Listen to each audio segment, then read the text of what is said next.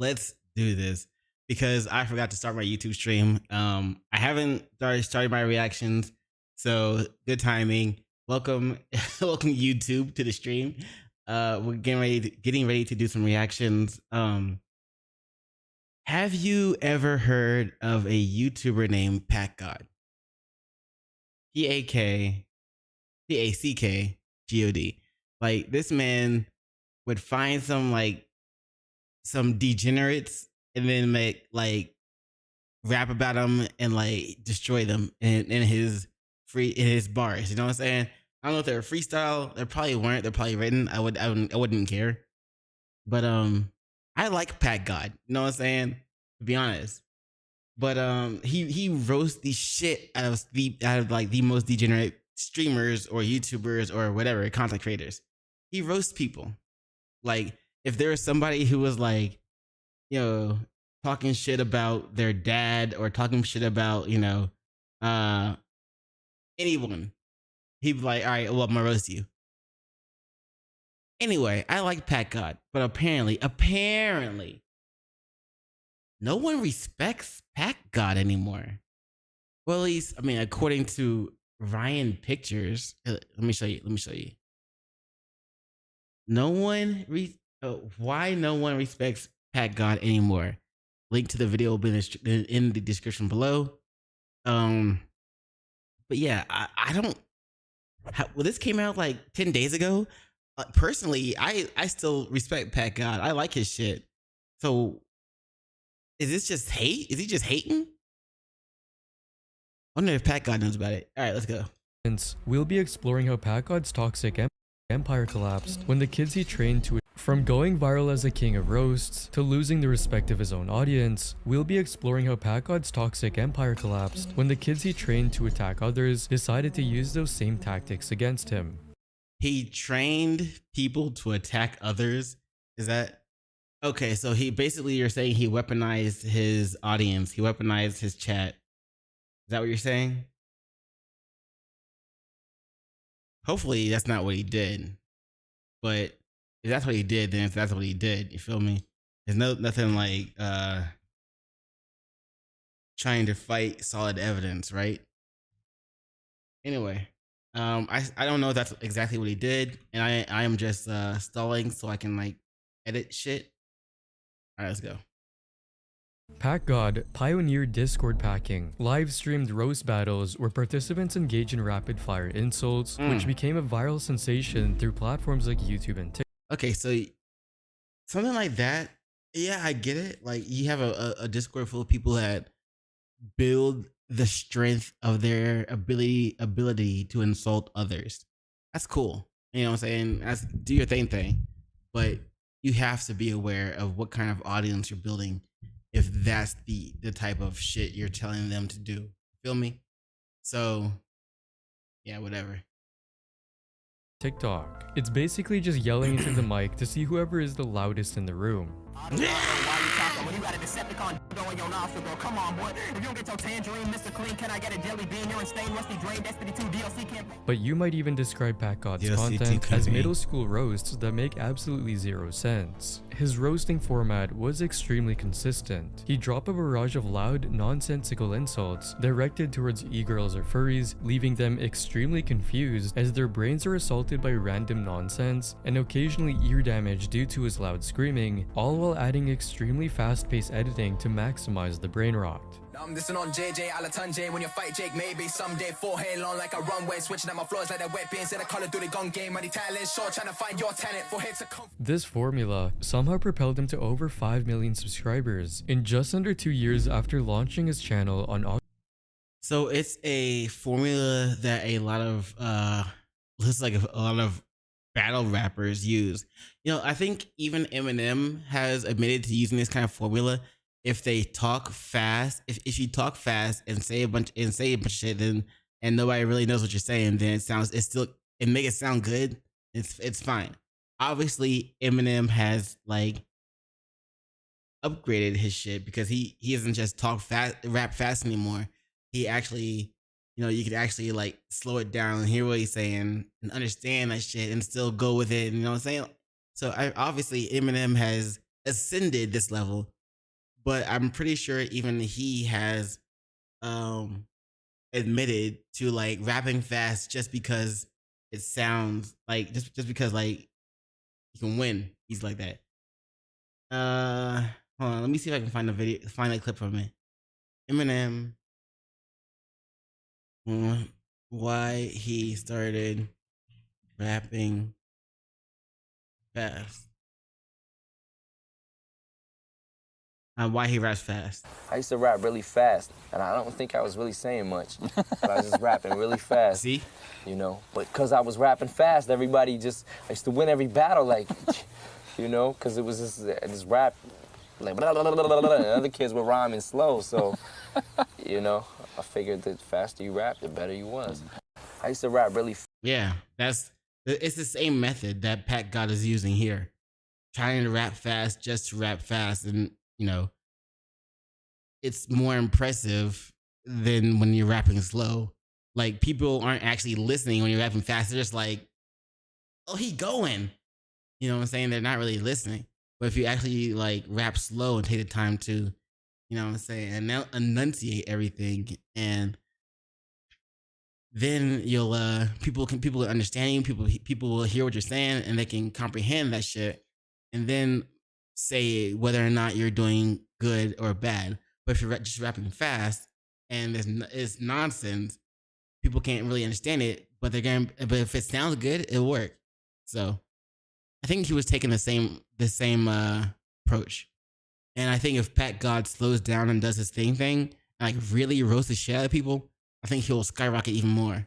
Like, if he shows that he can do that, you know, not just rap fast, but he rap slow, and the lyrics in his diss tracks actually have weight and can hold momentum, then I think he'll skyrocket. 15, 2022. With a huge fan base that hyped up anything he did, Packgod is the only person with such talent and power. By the way, this is why no one respects Packgod anymore, by their YouTube channel, Ryan Pictures. Let me grab that real quick. Post it in chat.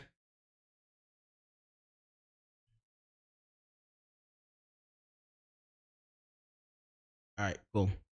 To be able to put Gordon Ramsay's roast to shame. The thing I love most about Packgod is his ability to somehow make each video better than the last. Truly one of the best creators of this generation. But honestly, whoever Packgod's editor is, yeah, they be going hard.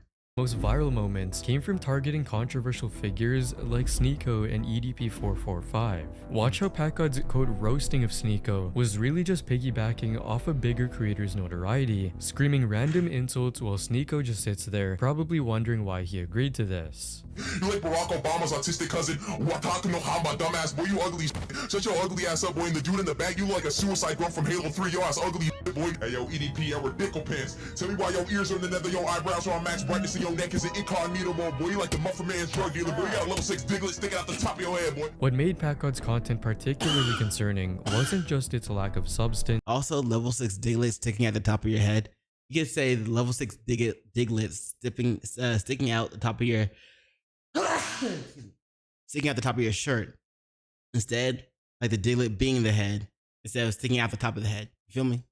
But how it actively encouraged mob behavior. Viewers weren't just laughing at his targets, they encouraged him to harass them further. This pattern of toxic behavior would become Packgod's signature and ultimately his downfall. And by mid-2024, the cracks in Packgod's empire were beginning to show. But the real catastrophe did not start with his cringe content, it started with the person who helped him build his channel from the ground up. It began with what fans now refer to as the leg betrayal in 2022. They met in 2020, and after 2 years of a seemingly successful partnership, the avalanche started when Leg suddenly revoked Packgod's access to their joint channels, social accounts, and revenue streams without any warning. Blocked my number, removed me as a friend on Discord, and deplatformed me from every single account. You changed the password on the Instagram and kicked me off it. You changed the password on our Twitter and kicked me off it. You changed the password on our SoundCloud and kicked me off it. You changed the password on our Spotify. And if that wasn't bad enough, Leg even took every single cent of revenue along with him. Spotify, in which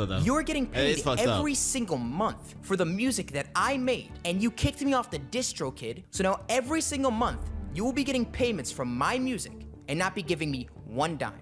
And all Packgod received was just one message saying you will get your cut on September 1st. What followed was a messy public feud with accusations flying from both sides. It started with Packgod accusing Leg of sabotaging his business behind his back. So at this point, Leg is offering to sell both the Void channel and the Packgod and Leg channel.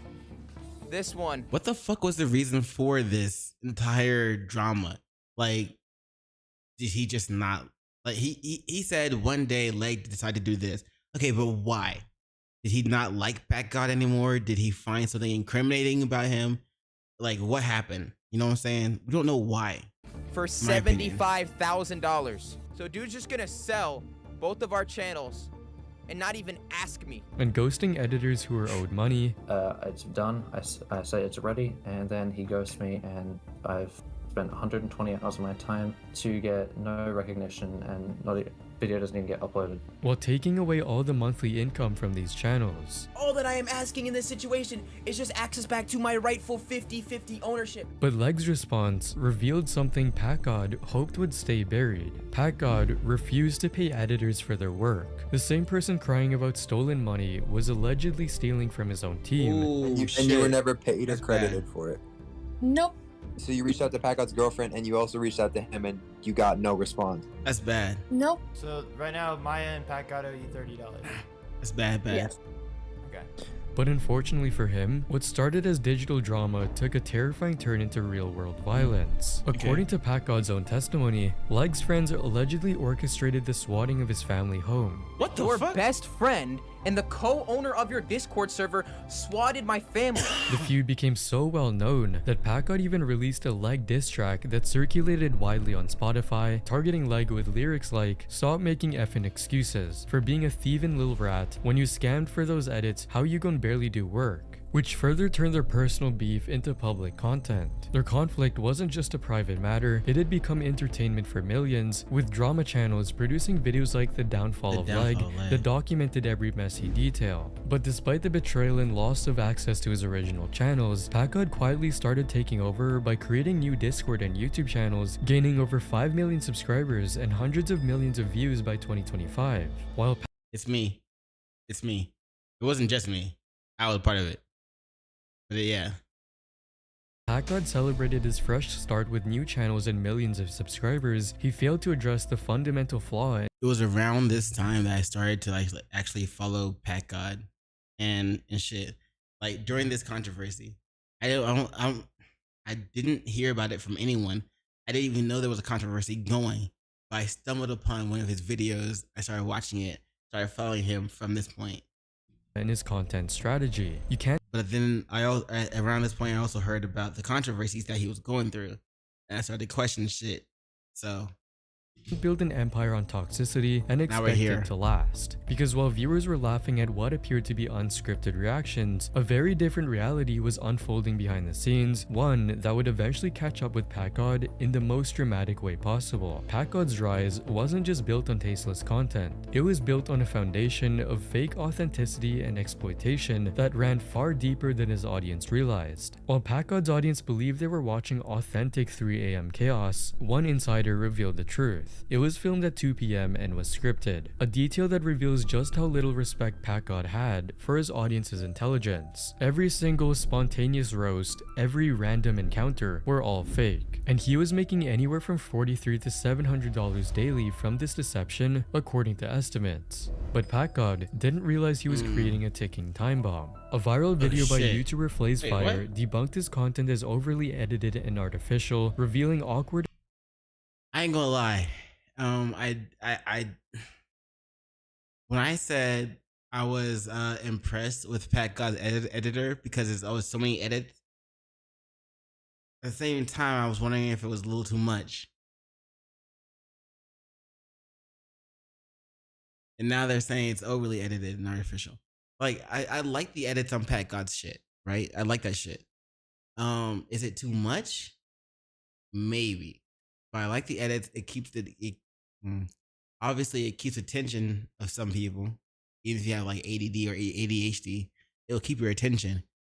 Or if you're like some child. But I like the edits on Packgod's shit. It's just like, are they mix and match? Can I trust them? That kind of thing. You feel me? Bro.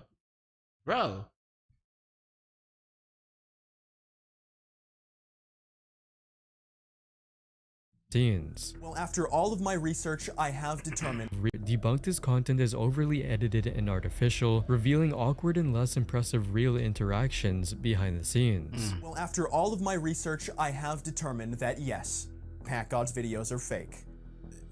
Kinda. It's complicated. Because they're fake in the way that professional wrestling is fake, which is to say that the fight is prearranged and the moves are all scripted, and the winner is already decided. This undermined Packgod's reputation for being a genuine king of roasting and led to a loss of trust among viewers. However, even more concerning was Packgod's deliberate— So really, in my opinion, what could have been faked was like maybe, like obviously he wasn't freestyling.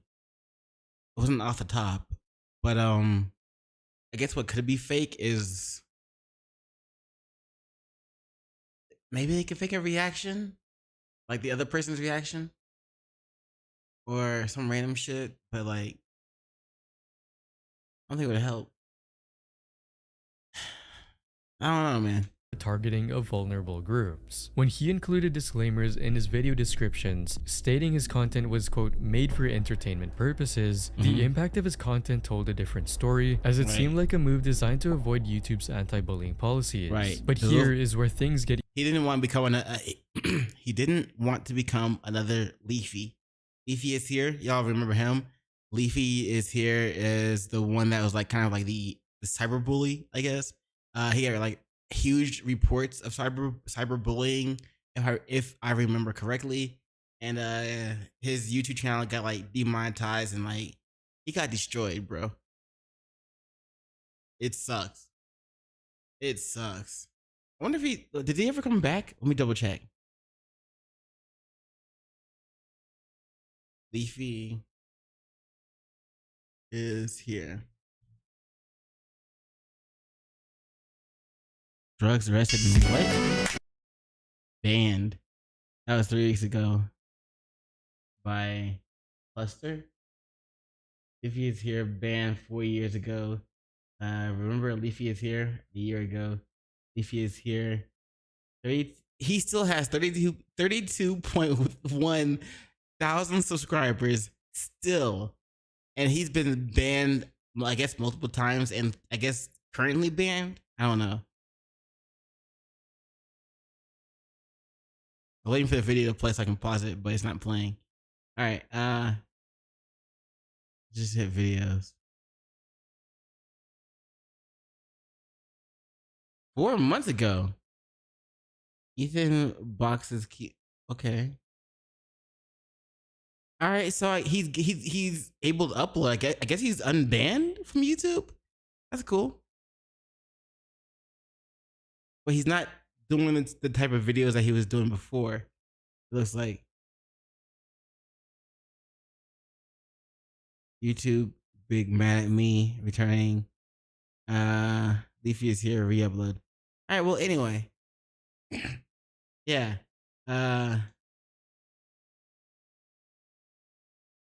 It was the Leafy is here situation. Even more complicated. Packgod often included links to his targets' social media accounts in his video descriptions. In the video The Truth About Packgod, he claimed this was actually helping these individuals by giving them exposure, like one video featuring an e-girl where he linked directly to her Discord server. What happens, guys, is that a lot of times people either A, just after the fact come to me and they're like, hey, like, can you just plug my social medias in the videos? And I'm like, sure. Or B, they're like, the only way I'm cool with this video even staying up is if you put my social medias in the descriptions. So that's that's why like I even do that in the first place. I'm not trying to send a hate wave towards anybody, and I haven't actually put anybody's social media in the description of a video that they themselves. Okay, you may not be trying to send a hate wave, but the fact that you're explaining things right now, and you've already said that yes, you put their social media in the description.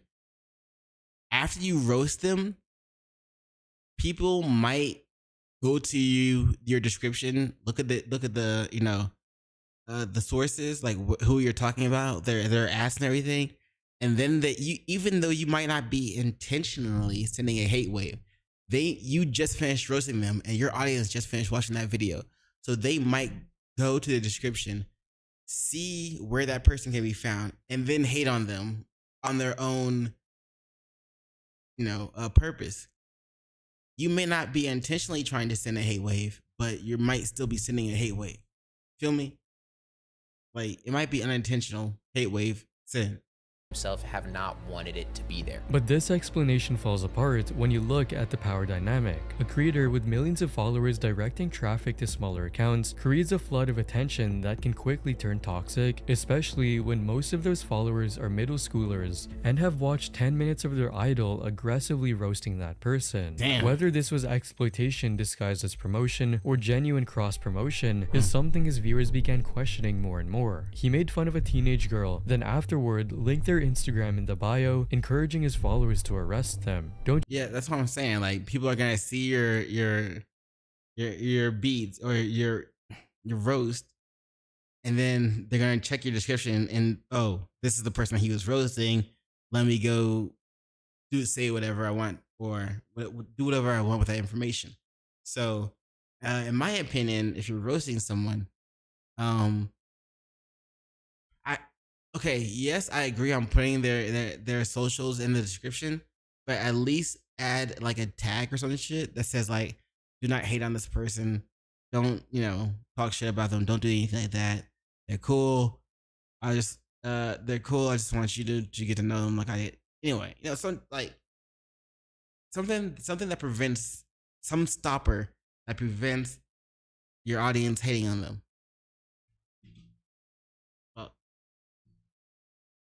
Don't you think that's a bit effed up? But if you think fake content was bad, wait until you see what his fanbase became, because unfortunately for Packgod, his most dedicated viewers would become one of the primary reasons for his downfall. What started as an enthusiastic community quickly devolved into one of the most toxic fanbases I have ever seen. And his comment section is full of misogyny too whenever he insults a woman. By mid-2024, Packgod's fanbase had become so insufferable that they themselves became targets for ridicule across social media. What the hell is wrong? Oh my god, Packgod, humble! Boy, you need to shut your skin tone, Google Chrome, Garden Gnome, flip phone. Oh! That's right. God damn. Packgod, we just humbled her. The phrase average Packgod fan became shorthand for someone with no original thoughts, desperately trying to imitate their favorite creator's style, but failing miserably. This created a devastating snowball effect as a result. As more people began associating Packgod's content with his cringe fanbase, it became socially toxic to admit you watched his videos. Former fans started distancing themselves, not wanting to be lumped in with the stereotype of a Packgod viewer, typically portrayed as an immature teenager who thinks screaming nonsensical insults means peak comedy. I used to be a Packgod mead writer a few years ago and loved anything he made. Now I realize he just throws a bunch of random stuff together and calls it a roast. He's so cringe now, I regret watching him. However, the mockery extended beyond just the fanbase. People began dissecting Packgod's actual content, pointing. Honestly, you think the mockery up to a point would like get him some, maybe not notoriety. That's not the word. That's not the word I'm looking for. But like some popularity, but like a little bit of negative, with a little bit of negative shit. Maybe notoriety is the word I'm looking for. I don't know. Insult means peak comedy. I used to be a Packgod mead writer a few years ago and loved anything he made. Now I realize he just throws a bunch of random stuff together and calls it a roast. He's so. Again, it's kind of like the Eminem when he first started rapping or freestyling like situation. He, like, you saw the clip, he was saying, he did his thing, but He did it because he rapped fast because nobody was really paying attention. It just sounded good. Yo, what up for what? How you doing, bro? Hope you having a good morning, afternoon, evening, night, all the above. I'm chilling, bro. We watching watching a video on why no one respects Packgod. You know, the guy who roasts people and just his thing. Yo, what up, woke man on YouTube on Kick. Hope you having a good morning, afternoon, evening, night, all the above. I was engrossed in this video, so I wasn't really paying attention to the chat. Sorry about that. But yeah, I'm doing pretty good, bro. I'm doing pretty good. Don't be streaming while I'm doing this. What the fuck? Okay, internet speed. What are you talking about? Don't be streaming while doing what? Anyway. Cringe now, I regret watching him. However, the mockery extended beyond just the fanbase. People began dissecting Packgod's actual content, pointing out how his once sharp roast. I know you can see the Death Note poster in the back behind me, so asking me if I mess with anime is a funny question, and it makes me want to ask you if you're just here to try to sell me something, and which I'm going to say no. I don't want to buy any graphics or anything. I graduated from college with a graphic design degree. If I want to make graphics, I'll do it myself. Had devolved into meaningless word salad. All he does is scream random things into the mic, which does not deserve 5 million subs. He always, most of the time... Okay, but he still made it sound good, and he still got 5 million subs. You can say that, but you can hate as well.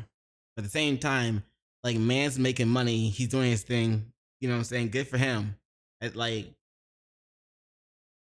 trying to do the same shit, but my own path. You know what I'm saying? Uses the same insults on different people. Like, there's no way they genuinely thought his roasts were good. You can't even understand them. It'll literally just be noise. The more people mocked both Packgod and... I mean, I get what they're saying, because, like, if you listen to Packgod's, diss tracks, I guess, or his videos, he does rap fast. And if you're actually listening, I can't lie, sometimes it doesn't make sense. Sometimes it's like, wait, what? But people like it. He makes it, like I said, he makes it sound good, and he gets people interested. That's all that matters in the end. His fans, the more reasonable viewers abandoned ship. But the most powerful blow to Packgod's reputation came from his own audience, as one stream with low tier god changed everything. Here we go. I don't know where you got that information from, but I think you're horribly mistaken. Somebody said he was 5'1". Is that true? No, I already told you how tall. Bro, let me look this dude up. What the fuck? After this, a meme about his height being 5'1" became a shorthand way for viewers to mock him. The community that once celebrated his aggressive roasting style. Bro, Kevin Hart is like what? How tall is Kevin Hart? He's like 5'5", 5'6", maybe 5'2". Kevin Hart height. Yeah, I like how we type in Kevin Hart, and like one of the first things that popped up is height. Kevin Hart height. Kevin Hart 5'5". Kevin Hart is 5'5". So if Packgod was 5'1", that's shorter than Kevin Hart, bro. I think Kyson has like 5'6". Short as fuck too. Had turned his own tactics against him, collectively described. If Packgod is 5'1", damn.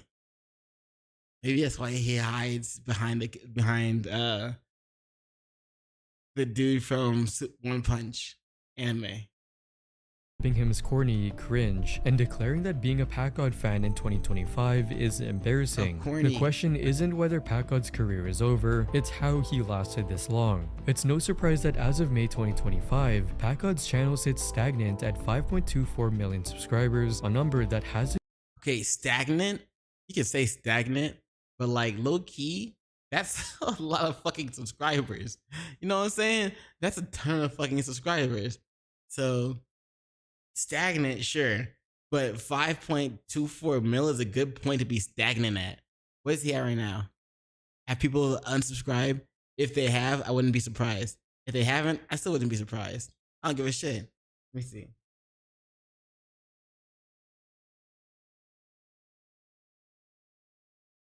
Oh, wait. Nope. 5.26.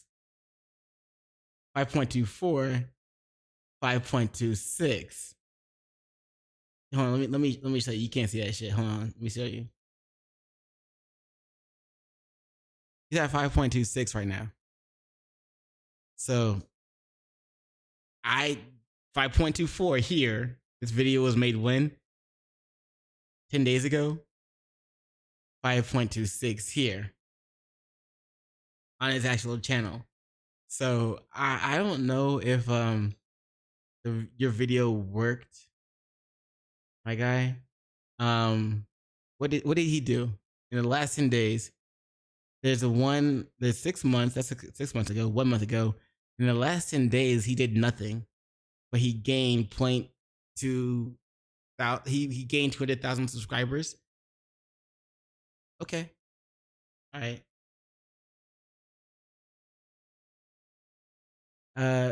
BB Jess something. All right, give me a second, Jess. Meaningfully increased in I'm gonna finish this reaction. months. His Instagram and X engagement have plummeted, with most comments coming from a small but vocal group of anti-furry supporters who remain loyal despite the controversy. However, the financial devastation Alright, I read your whole thing. Tells the real story. In Batman April 2024, Packgod was pulling an estimated $18,000 monthly, enough to live comfortably while screaming nonsense at teenagers. Fast forward to April 2025, and those earnings have crashed to mere hundreds per day. Given Packgod's content, 18K a month is pretty good though. Like it's fucking, but for his shit to like start to crash, that sucks. That's gotta suck. Especially if like YouTube is like your mainstream content, like money, like you way to make money.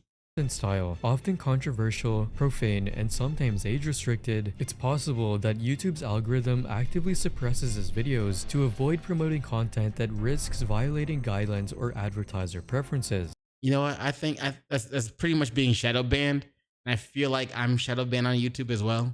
I don't know. I hope not, but it maybe. I wouldn't be surprised if I was. At the same time, As the internet continues to evolve, creators who prioritize engagement through toxicity might generate short-term success, but it creates a foundation too fragile to sustain. Packgod's downfall proves a simple truth. When you teach an audience that harassment is content, don't act surprised when they apply those lessons to you. If you enjoyed this video, you'll probably like these ones. That's true. If you preach around or go around doing nothing but like not harmful, but like harassment as content, if people do that same shit to you, you got basically it's like if you dish it, you better be able to take it, right? If you can't take it, then why dish it in the first place? But yeah, shout out to Ryan Pictures. Links to the video, links to his channel will both be in the description below, so be sure to check him out. And as always, don't forget to do 3 things I like to ask you to do, and like, comment, and subscribe. And don't forget to hit the notification bell for more videos. Yeah. And you know what? And after that, you know what it is. In case I don't see you, good morning, good afternoon, good evening, and good night. Peace. Much love to you. All right, bet. Let's go on to the next video. The next thing that I wanted to talk about, to be honest, like the next thing I wanted to talk about is kind of you know what, this content creator has had allegations gone against him, right? But he never addressed the allegations. And honestly, it's like, you know, applauds, because like people forgot. Nobody said anything about it anymore. But apparently the same content creator is in huge trouble. Give me 1 second.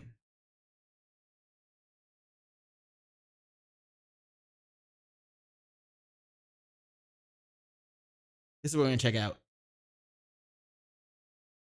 This is what we're gonna check out.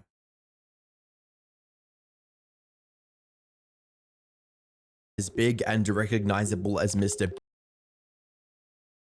me show you. When you're a creator as big and recognizable as Mr. Beast, it becomes near impossible to avoid controversial situations. However, how on earth does a harmless video about exploring ancient culture escalate into a lawsuit-riddled scandal involving not just national agencies, but the president of an entire country? A popular YouTuber is now being criticized for filming in some of Mexico's most important archaeological sites. Mexico's president is asking for details on the permit and warned that there may be sanctions if that permit was violated. Hi, I'm the Internet Anarchist. I create weekly YouTube So he's filming somewhere he shouldn't be. Trespassing, right? Damn. documentaries In another country. And today, we'll be going over the recent events behind one of Mr. Beast's most unexpected controversies. How it all started, why people are mad. Bro, really? Let's talk about it. Do you know how many controversies there have been regarding Mr. Beast? And like, nothing has actually taken him down. He doesn't address, has he ever? I'm sure he has. I'm sure he's addressed some controversies in his past. But like something like this, I don't know if he would address it. Because like if content creators don't address certain things, then it kind of just goes away. And like your reputation is strong enough to, and continues to like stand above the allegations. At Jimmy and what the real details about the lawsuit actually are. On the 10th of May 2025, Jimmy published a video titled "I Explored 2,000-Year-Old Ancient Temples," in which he and his crew visited the ancient Chichen Itza temple and several other archaeological sites in Mexico. Be exploring dozens of ancient temples, all of which hide ancient Mayan secrets from the world deep underground. From navigating underground tombs to inspecting artifacts, Jimmy's team made a conscious effort to take the video beyond flashy entertainment and provided educational insights about the culture viewers. Okay, well that's bonus, right? He didn't just make it like, hey, hey, yo, chill, chat, check this out, chat behind me, like a Bigfoot video, right? A Bigfoot vlog video. Hey, yo, chat, check this shit out behind me. We're gonna check out one of these Mayan temples, bro. Like, yeah, me and Yeti here, we're gonna do our thing in this Mayan temple. That kind of video. Like, he didn't like just, it seems like he wasn't trying to do it just for the clicks and views. He was actually trying to provide education and let people know about the sites. That's a bonus, right? That's good, right?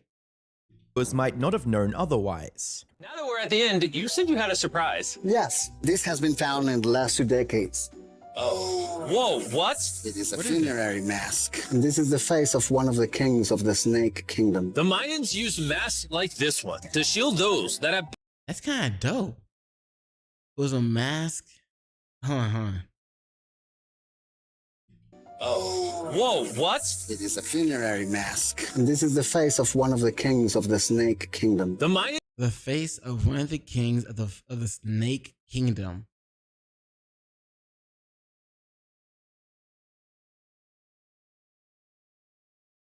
You know what we gotta do? One of the face of one of the kings of the Snake Kingdom. Bro, give me that snake jazz. Summer, House Soup's Shook Am I by your playlisting Fleekness tonight. You love it? It's Snake Jazz.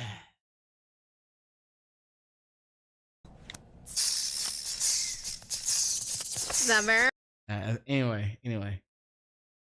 Mayans use masks like this one to shield those that have passed away from dangers on their journey to the underworld. Can I hold it? Yes.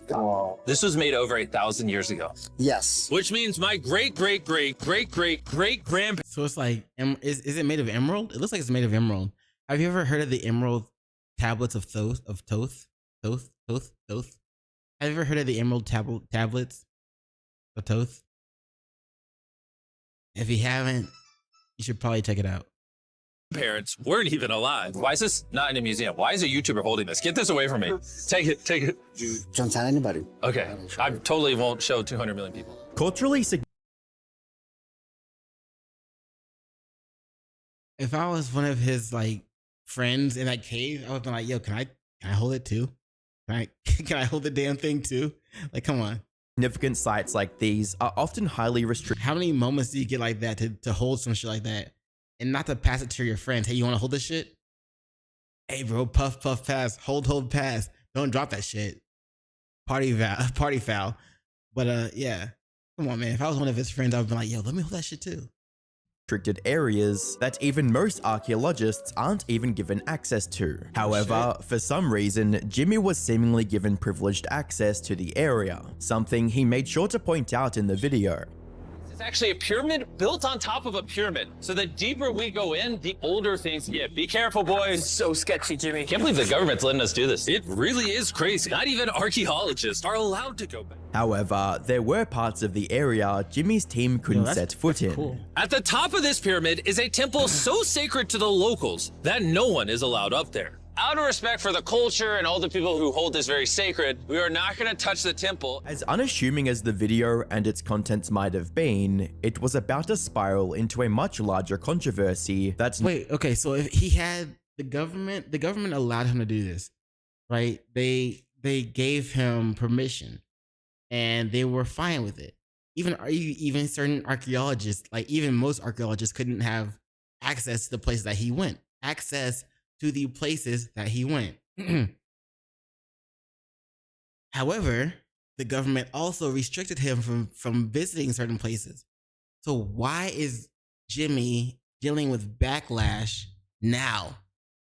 Like, is it because like there's people on Twitter that are like, you shouldn't be on there. You should. It's like the archaeologists failed the students that failed the classes that the archaeologists taught, and by archaeologists I mean the ones that weren't allowed to go to the places that Jimmy went. It's like the students of those archaeologists are banding together in order to attack Jimmy. No one, not even Jimmy, could have seen coming. By the 15th of May 2025, Mexico's National Institute of Anthropology and History, otherwise known as INAH, released the following statement about Jimmy's latest video on Twitter. Regarding the video released by YouTuber Mr. Beast, we are pleased that YouTubers and all the young people around the world appreciate the value of our ancestral civilizations. What the INAH strongly condemns is that there are those who take advantage of the goodwill of institutions to commit abuses. Furthermore, the INAH condemns those who, for commercial gain and private profit, dare to distort the value of archaeological sites, which are a legacy of our indigenous cultures and the pride of our nation. What does it matter what they think? They had the permission from the government, right? They have permission from the government, it seems. So, what the fuck?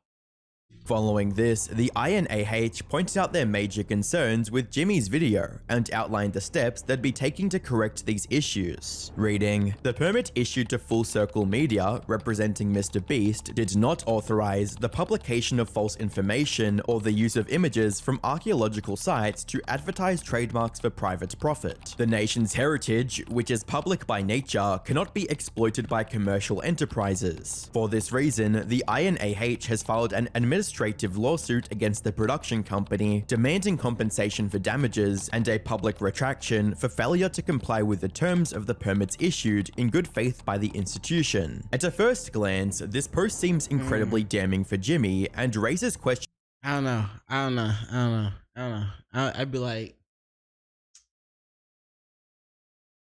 fuck it. About how his team violated the terms of agreement with INAH. Was it because the video was monetized? Did the advertisement in the video count as private profit? Or perhaps the problem wasn't with Jimmy's video presentation at all? A few days before the— It was probably the, well, if anything extra, it's probably the you know, not, it's probably both of what he said before. The INAH made that statement on Twitter, they published a press release regarding how the video was filmed and regulated. Reading, "The visit and recording that took place in the archaeological zones was carried out in accordance with requests made formally by the Federal Tourism Secretariat and the governments of the 2 states mentioned. In addition to this, they corrected some of the misrepresented facts Jimmy made during the video." Reading, "In the case of Chichen Itza, we clarify that no drone flight was made inside El Castillo. As falsely mentioned in the video, this flight was made outside the structure. Obviously, the video has extensive audio-visual post-production work and alludes to events that did not occur, such as the one that the producers never descended from a helicopter, nor did they spend the night within the archaeological zone, or have any mask in their possession." Bro, the producers definitely descended from a helicopter and had a mask in their possession. I don't know. But anyway, I mean, we saw if they're talking about the mask in their possession, are they talking about the clip that we saw where the guy was handing Jimmy the mask and like, here, you can hold this and put it in like, or is it that mask? Because it's kind of crazy that he had access to that if it's real. You know what I'm saying? How ancient that was. So that's kind of crazy. If it's not real, if it was AI, I would be willing to believe that. Pre-Hispanic, because the one they present is clearly contemporary reproduction. All of them are false assertions that obey the theatricality of the YouTuber in question. Even the governor of Campeche came out with a I'm willing to believe it was fake. Like if the mask was fake, yeah. Because again, why would they let him hold something that ancient? It's gotta be fake, right? Statement affirming Jimmy's adherence to regulations. Reading, "Mr. Beast's team acted at all times with utmost responsibility and respect towards our ancestral heritage. All necessary permits and legal procedures were duly processed and authorized by the INAHMX, who were present during the filming alongside Sector Campeche and the government of Campeche." All of this would lead one to believe that the lawsuit wasn't filed because of anything Jimmy did personally, but rather some mistakes on the part of the associated production company, Full Circle Media. However, this didn't stop people from assuming Jimmy was part of the lawsuit or criticizing him for entering the archaeological site in the first place. Now, adding to the controversy, Mexican President Claudia Sheinbaum herself has requested clarification on the conditions under which Mr. Beast and his crew were granted access to these historically significant locations. But the core of the dispute lies in the alleged commercial exploitation of these sites. In fact, throughout the... Okay, so something like this, right? I can see the mask being fake, right? And they just act the whole thing out. At the same time, if the mask is real, then that's a problem. If the mask is fake and they're just, doing this for and then they're just not telling the audience that, hey, this mask is fake for clarification, but more pretending that it's real for impact, then I can see why people might be mad. But like, if it had said this mask is fake, people wouldn't have gone more into an uproar. And obviously, if people don't go into an uproar, then you might lose possible views because people love fucking drama. You know what I'm saying? So if they think the mask is real, they will flock to it, thinking that, oh, look what Mr. Beast did. But if they know the mask is fake, they're like, oh, yeah, the mask is fake. The media probably won't won't say shit about it. And it's just like, all right, cool, that was a nice video. So by not saying the mask is fake, and if the mask is fake, and not saying the mask was fake, then like that's a huge political policy W for Mr. Beast. You know what I'm saying? Like, any news is good news type of shit. Yeah, that's a W for Mr. Beast. The core of the dispute lies in the alleged commercial exploitation of these sites. In fact, throughout the video, Mr. Beast is seen promoting his own brand of snacks, even referring to them as Mayan approved. And the Institute asserts that the permit granted... That's kind of funny. Hey, yo, my Feastables are Mayan approved. You should definitely check them out, bro. They're good as fuck. Yeah. to Full Circle Media was solely for filming purposes and did not extend to the promotion of private brands. The sentiment is echoed by locals in the region. And in Merida, the capital of Yucatan State, residents, including tour guides, have voiced their disapproval for the preferential access seemingly granted to the YouTuber. With the media cycle in full swing and criticism coming in every direction, Jimmy had two choices. Either 1, let things run their course and let the controversy die down on its own, or 2, speak up and clarify the situation. I think he should have let things run their course, let the controversy like fade out. Because like just like this video is about when content creators have controversy against them and they don't say shit, it's fine. Like they get away with it kind of. So if he had played that card as well in this controversy, he probably would have been just fine. Stop! What the fuck, cat? Hey, cat, go out. That shoot.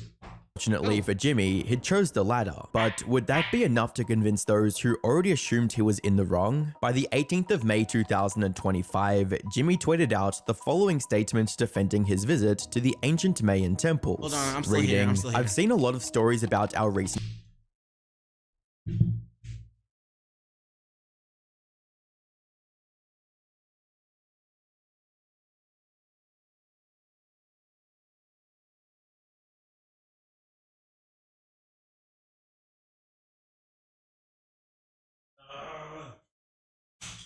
Hold on.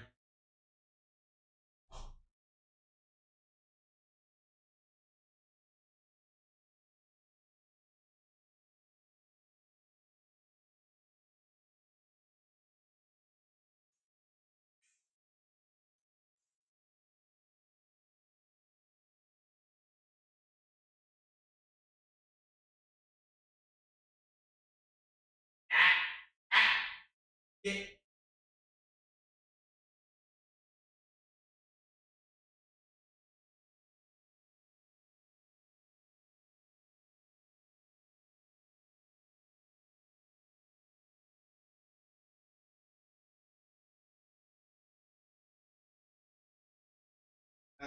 I saw you.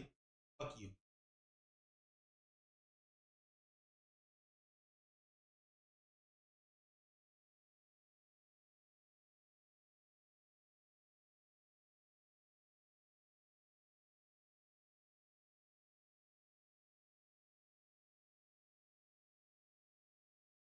There. All right, we're good. We're back. Yeah, he killed one of my lights. Cats, bro. Anyway.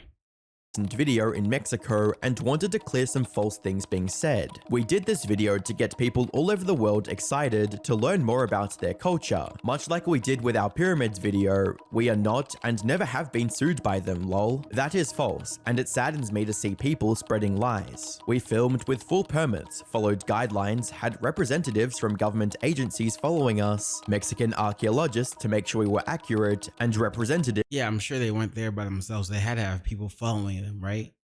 So it's not like the government would be like, yeah, sure, you can go do this thing without any security. Just go take your cameraman and your friends, you'll be fine. Nah, bro. And it's tourist, the guy. You can take him with you. But nah, they're going to have extra security around these things. So why is people mad at him? I don't get it. From sites to ensure we were following the rules. To fully get his point across, Jimmy included several statements from the governor that support the stance of no lawsuit being filed against him. Reading, "This material, by the way, was produced with respect and professionalism. I'm surprised that, on the other hand, the Ministry of Culture wants to sanction the production for its adaptations for an international youth and children's audience, which are typical characteristics of visual literature. These adaptations do not violate current law." Regarding concerns about the advertising featured in the video, Jimmy made it clear that all government agencies were aware of the Feastables ad, and everything in the video was pre-approved. He also shared a few extra details that show the visit had other positive impacts on the surrounding communities beyond. Okay, so he had everything approved, so why is he still in trouble? He had everything approved, he didn't do anything wrong. Nobody of his on his team did anything wrong. Why is he in trouble? mere exposure, reading, "They were aware of us mentioning Feastables in the video, but for the respect of the sites, it was filmed off-site from any national monuments. The dinner scene where I made the Feastables joke was not near any main temples. We also never planned on sharing this, but..." It's gotta be reasons like that. Because he did a lot of things using movie magic in a way. Like, the Feastables joke not being on site, but it was like, made away from the site. But and he had permission to do it. He didn't actually, but it was movie magic, and so people thought he was in the wrong place, doing the wrong thing at the wrong time. So that's probably why this shit got so much hate. That's another reason why it got so much hate. As always, my hand is forced by false headlines. Behind the scenes, we funded wells and water projects in the state. I've also been working with INAH on a fund to support local Mexican archaeology and new discoveries because I wanted to help spread the culture as a thanks for allowing us to film. While it seems Jimmy wouldn't be facing any direct legal action, the same couldn't be said for the production company he collaborated with, as the INAH stated the following a day later. The administrative legal procedure against the legal entity Full Circle Media, SADCV, due to the violation of the terms of the permit for the production of a documentary video titled Mr. Beast, I Spent 100 Hours Exploring the Mayan Jungle, was notified to the company on May 14th Mayan Jungle of the current year. The YouTuber used the permit to make another promotional video for his Mr. Beast Feastables chocolate and other commercial brands such as Walmart, 7-Eleven, Kroger, and Albertsons. This constitutes a violation as it created not Circle K? No wonder I haven't seen him any Mr. Beast Feastables next to my fucking workplace gas station. A production different from the one authorized, with commercial purposes and using the archaeological sites to monetize content through digital platforms. This is prohibited in accordance with the general law of national assets. Naturally, this emerging lawsuit caused some confusion on why INAH was suing the production company even after they had approved the video almost immediately after filming. From Jimmy's earlier statement, it seems the INAH had their agents present during the production and allowed him to include the Feastables ad. So what had changed after the video was... So yeah, why, what, hold on. If the people were present and they were okay with the ad and nothing was filmed in regards of making, nothing was filmed in regards to like piss off or like, with everything was made with respect to the,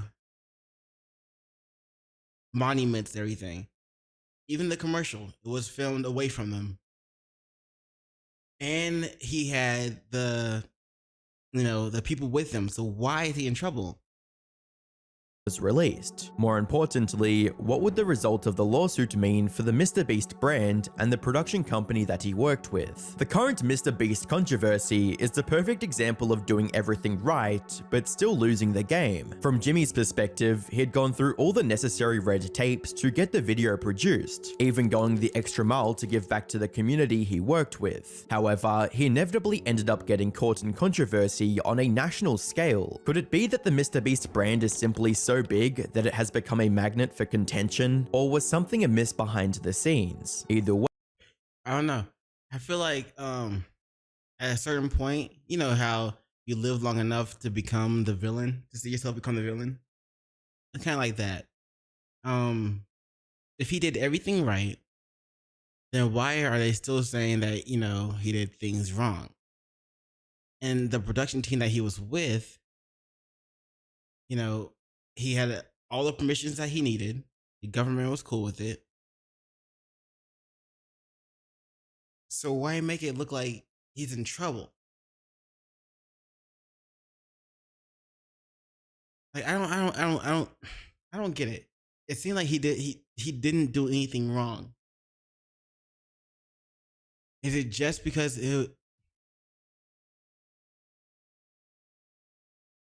you know how like there's a lag in like production, not production, but there's a lag in like stream, right? So maybe they got the hint to like you know, that for a hot second here in America, here in the West, okay, maybe more than a hot second, it might actually still be a thing, but it's like a thing to hate on straight white males, right? So maybe they were just trying to follow that trend, but they got to it late. I don't know. Anyway, that's all for this video. Let me know what you think in the comments below. I don't think he deserved that. He deserves the hate. He does not deserve the hate. Let me make it clear. He does not deserve the hate. Doesn't seem like he did anything wrong. He got all the permissions that he needed, and yeah, it seems like people are turning on him. I don't know, man. Anyway, links in the description below. Be sure to check it out. This was Mr. Beast is in huge trouble again by the YouTube channel Internet Anarchist. All right, peace. Words, man. Holy shit. All right. I do have another video. There we go. You want to check out?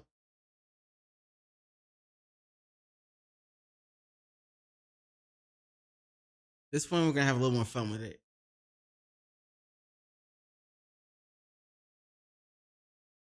Okay. So, this next video, we're going to check out.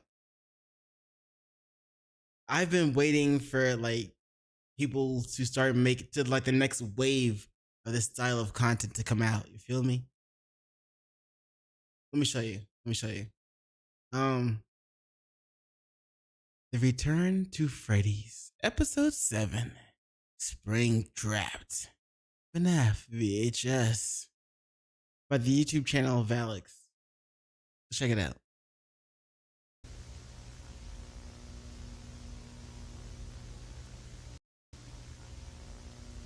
The following video contains material that may be harmful, blah, blah, blah. I can't take the nightmares anymore. Every time I close my eyes, may be harmful or traumatizing to some audiences is the rest of that warning. Let's get into it. Deep dive. I can't take the nightmares anymore. Every time I close my eyes, they're there, watching, whispering, as they always never leave me. I know it's them. It's always been them. I did nothing wrong. Those kids had it coming, screaming, crying, ruining everything they touched. Just nuisances. Literal parasites. My Evan never acted like that. My sweet boy. You would have never turned on me. Turns out Henry's been dead for a while. Blew his brains out, they say. Finally did something useful. Should have kept his nose out of things he didn't understand. He never got it. Never understood the work I did, the legacy I was building. Always whining, always blaming me for Charlie. I mean, sure, it was me, but he had no right to accuse me. No proof, no loyalty, some friend. But none of it matters now. Today, it all ends. I'm done hearing their voices, done with the shrieking, the guilt, the games. They want to play. Fine. I'll end a little haunting. One by one. Those redesigns, useless, dismantled. The original, though, they still remember me.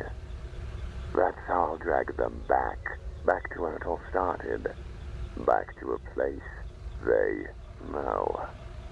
It'll be just like the old days. And when it's over, I'll finally have the peace I deserve.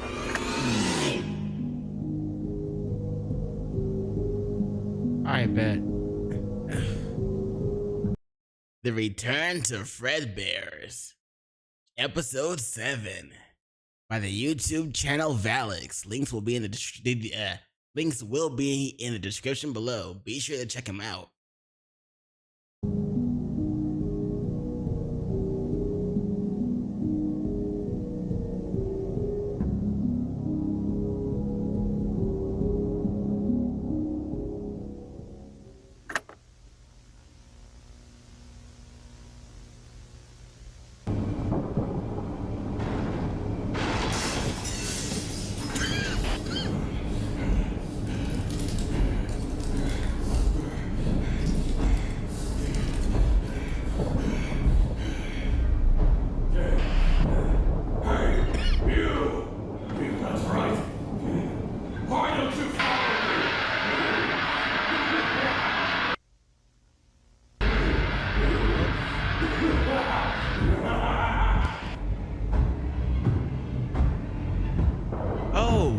Is this when he leads the this is Henry, or I mean not Henry, William Afton leading the animatronics into like a crushing room or something where he like dismantles them and like therefore ends them being able to attack, but like traps the spirits, like the spirits are still trapped. He just like keeps them from moving around.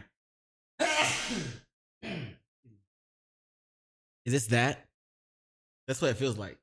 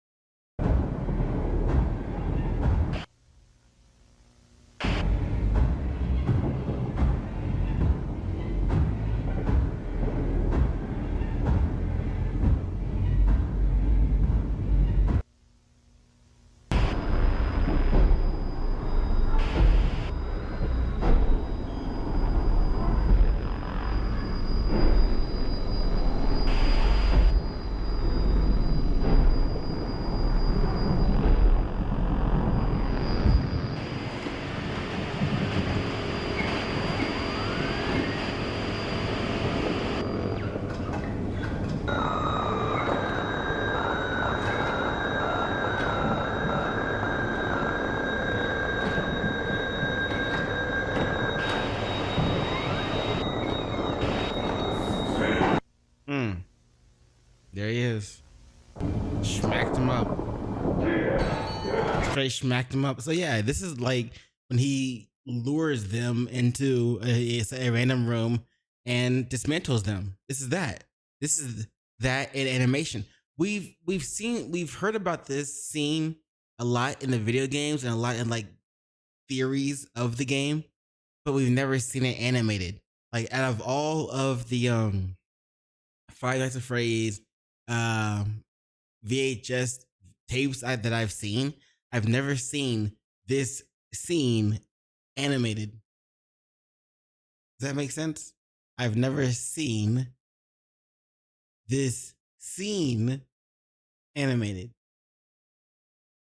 Anyway, like it. I like it a lot. So shout out to Valix. Good shit, bro. I'm feeling this. And look how Freddy's reacting. He's like, hold up, bro. What the fuck? But Bind's not doing anything. Yep, he dismantled Chica. He's waiting for Freddy now.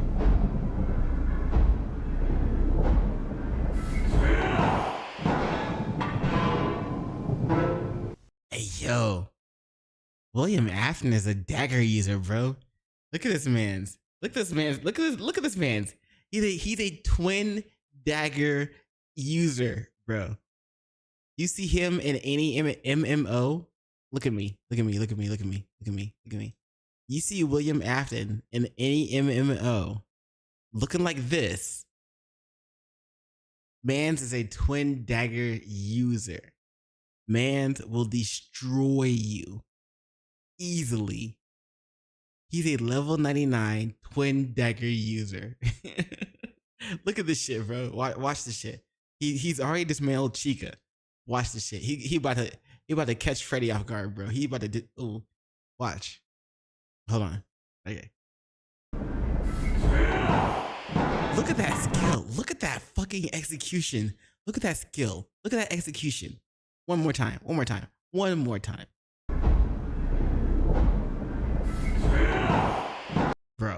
Bro. He took off an animatronic's head. When this thing walks, when this animatronic walks, you can hear this thing's footsteps heavy as fuck. William Afton took off this thing's head with that skill. He is a level 99 twin dagger user. Watch this shit.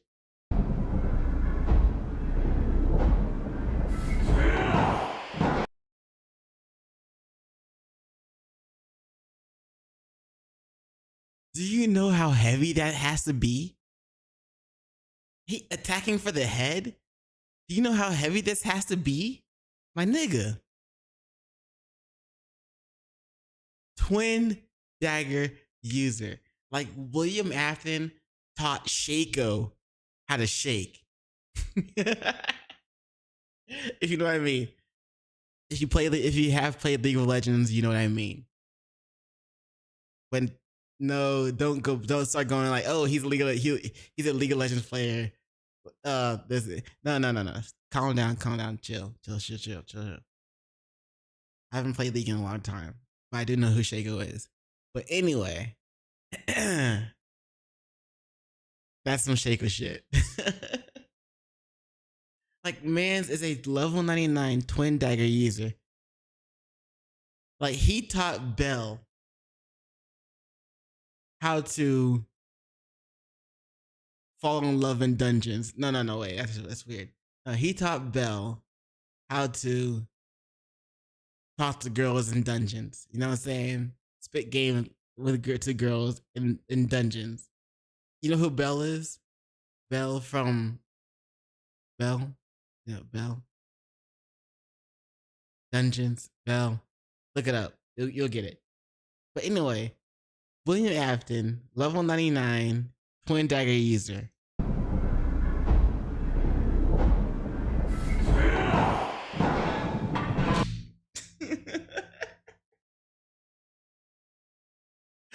Bro, what the fuck? What the fuck? Yo. William Afton kind of go hard though. I ain't gonna lie. If this is his backstory, if this is his backstory, yeah, I fuck with him. You know what I'm saying? I fuck with him.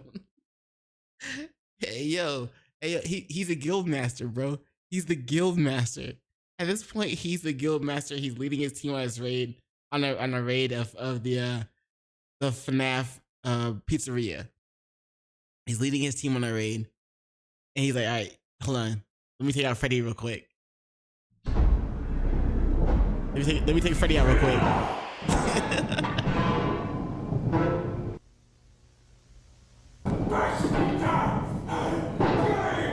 Bro, it's okay. It's okay. It's okay. It's okay, fam. You did your thing. You did it. Come on, Fox. Come get me. Come on. That's it. Damn. Wait. That's it. Yo, he smacked the shit out of him. He smacked the shit out of Foxy. Did y'all see that shit? Come get me. Come on. He's got that pipe in his left hand. If you see that shit, he got a pipe in his left hand. Smack.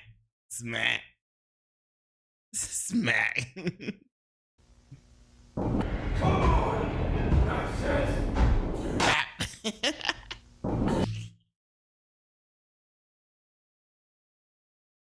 Hey yo.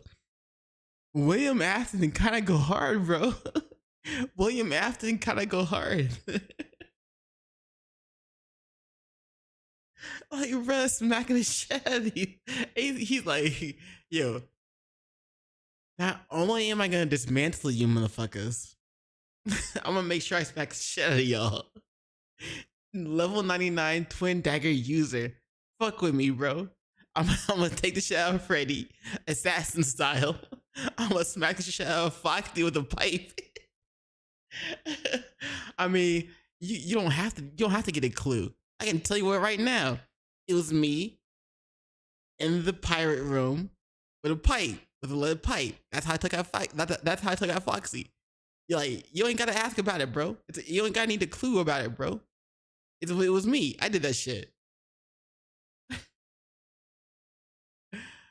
Bro, William Afton kind of go hard in the story.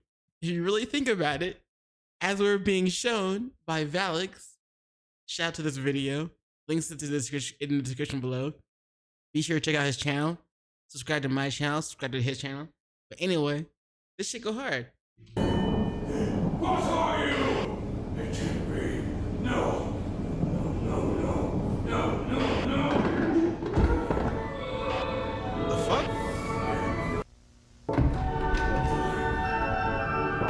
Oh, that's right. He dismantled the animatronics, but at the same time, he set the spirits loose. I don't want to say free because he didn't set them free, because obviously they're like there, like they didn't ascend, but like he set them loose. They can still attack him, and if they choose to stick around, they can, I guess, or they might like ascend. At this moment, it's just like they're free, but they're not free, but it's like they're loose.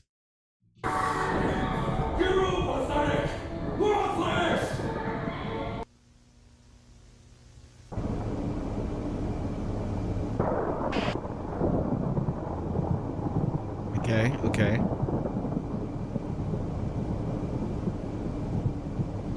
Bro, I'm not gonna lie. Watch the way this spirit moves. Or watch the way they move. It's like they kind of like take a step, but it's not like they take a step. It's not like they're walking. It's like they take a step and they float for a hot second and then take another step, float, take another step, float. You know what I'm saying? Have you ever had a dream where you do that same type of shit? You know what I'm saying? Like I've looked. Hold on. Let me. I've had I've had what they call a false awakening before, right? Like I was in college, right? My dorm or my apartment while I was in college was like my bedroom was here, then the hallway was here, and then the bathroom was like right across from my bedroom. If I walk out of my bedroom, I'd hit the hallway. If I kept going straight, I would hit the bathroom. As soon as I hit the hallway, if I go from my bedroom to the hallway, if I look to my left, it would be a closet that just had like nothing there. Yo, what up, MC? How you doing, bro? I hope you're having a good morning, afternoon, evening, good night, all the above. Thank you for stopping by. Telling the story real quick. If I turn left after I left my bedroom, there would be just a closet, right? If I turn right, then it would be the hallway that would lead to my living room to the right and my kitchen to the left, right? But so I had what they call a false awakening. I woke up. Well, I thought I woke up, and I was getting ready. When you wake up, what's the first thing you normally do? You go to the bathroom, take a piss, whatever. So I woke up. I was getting ready to go to the bathroom, and this old white lady crosses from before I hit the hallway. This old white lady crosses in front of me, going from my left to my right, and I walked out into the hallway. I looked to my left. All I see is my closet. I look to my right, and I'm like, what the fuck? what the fuck? You know what I'm saying? I look to my right and I'm like, why? I don't see the old white lady that just crossed in front of me. So what the fuck? That was it. And then after that, as soon as I noticed that, I woke up again and I was in my bed, just chilling. I was like, what the fuck? But anyway, that was a false awakening for me. But while I was in that form, when I was in my false awakening, that's exactly how I was walking. How they depict it here in this. Yeah, I didn't know I would see it. I figured I'd mention it. But how they're walking here is how I was walking in my shit.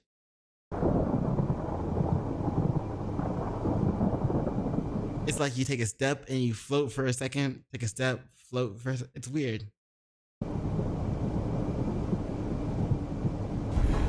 What's wrong? Afraid of the big bad money? That must be Emily, the puppet. Says this is Emily, and then you got probably Freddy, Chica, Bonnie, Foxy.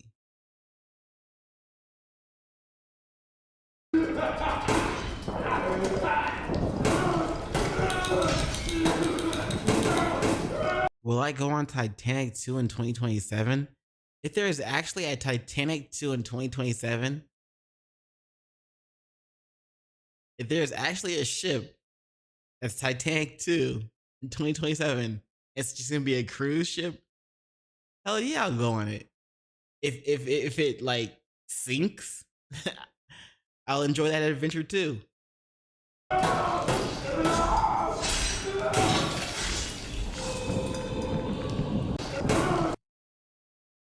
Hold on. There's not many FNAF animation creators do a Springtrap death like this. Let me see that shit again. Some people don't even show a Springtrap death at all. They'll show the noise, or you'll hear the noise, but you won't see the actual animation of the Springtrap death. And he's actually showing it this time. This is the second time I've seen this of all the other creators I've watched before. Let me see it again. Let me actually pay attention to this shit. What's wrong? Afraid of the big bad money?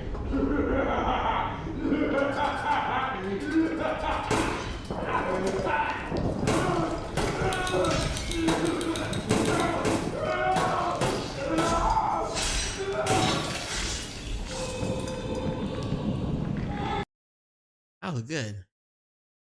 It was good. I like the noise, like the animation. But the only thing I know it's on YouTube, right? I know it's on YouTube, so he can't really show blood splurting out or anything like that. But if I remember the other one, and honestly, I don't remember the name of the video that I saw. I don't. I'm gonna be real with you. I don't remember the name of it. But if I remember the other one, I think it did show some type of. I think it did show some type of blood splurting. But I don't know, because it was also on YouTube, and you know how YouTube is about these things. But this video, this Springtrap death, was pretty good. Ain't gonna lie. You said that shit one again.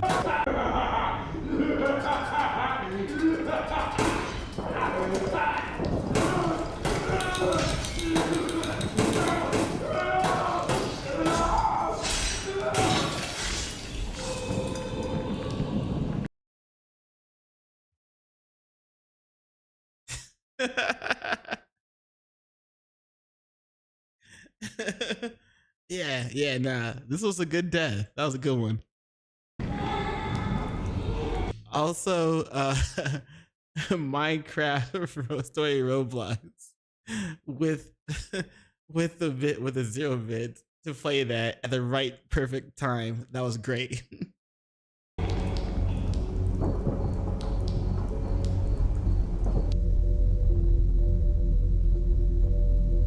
Okay, he's dead.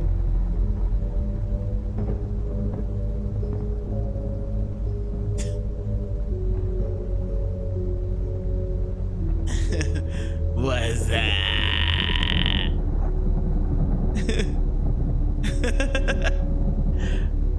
What you doing, son?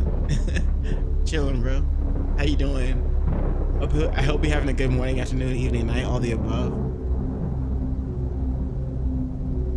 This is a Five Nights at Freddy's VHS video by Valix. So far, it's been pretty good.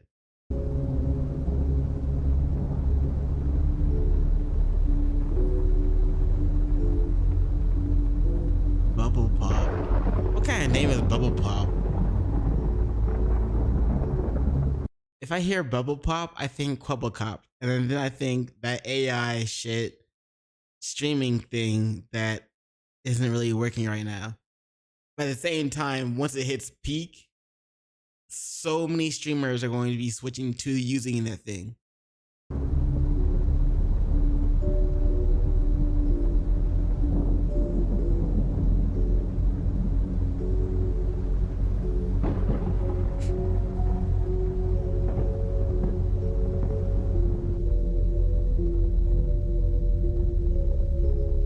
Is that a mall? Is that the mall that they get trapped in?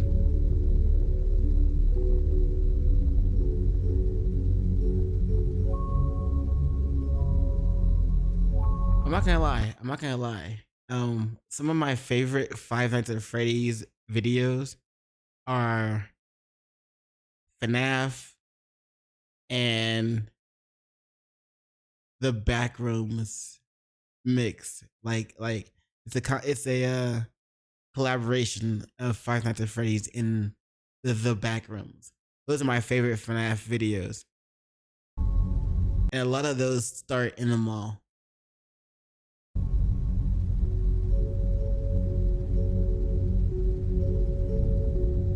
It looks like that's it. That's all we're gonna get. The rest of this is just gonna be. Hold on.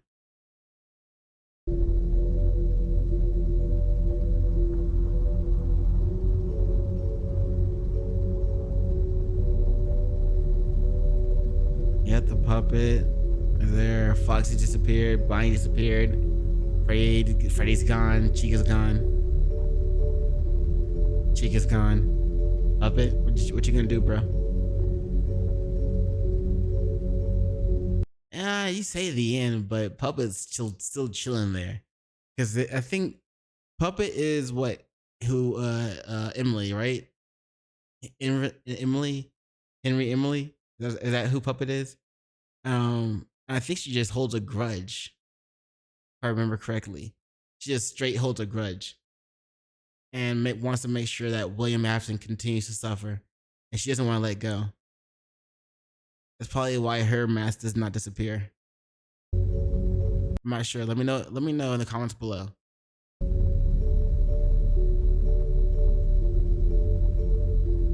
Oh shit. What the fuck? Did it go Super Saiyan?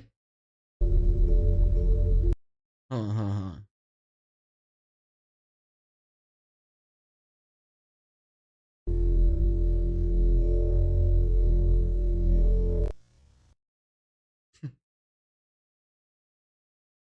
How high am I?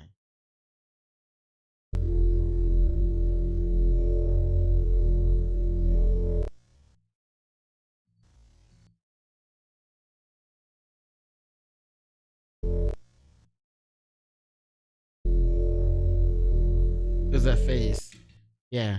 There's that the infamous Harry not infamous, but like fuck.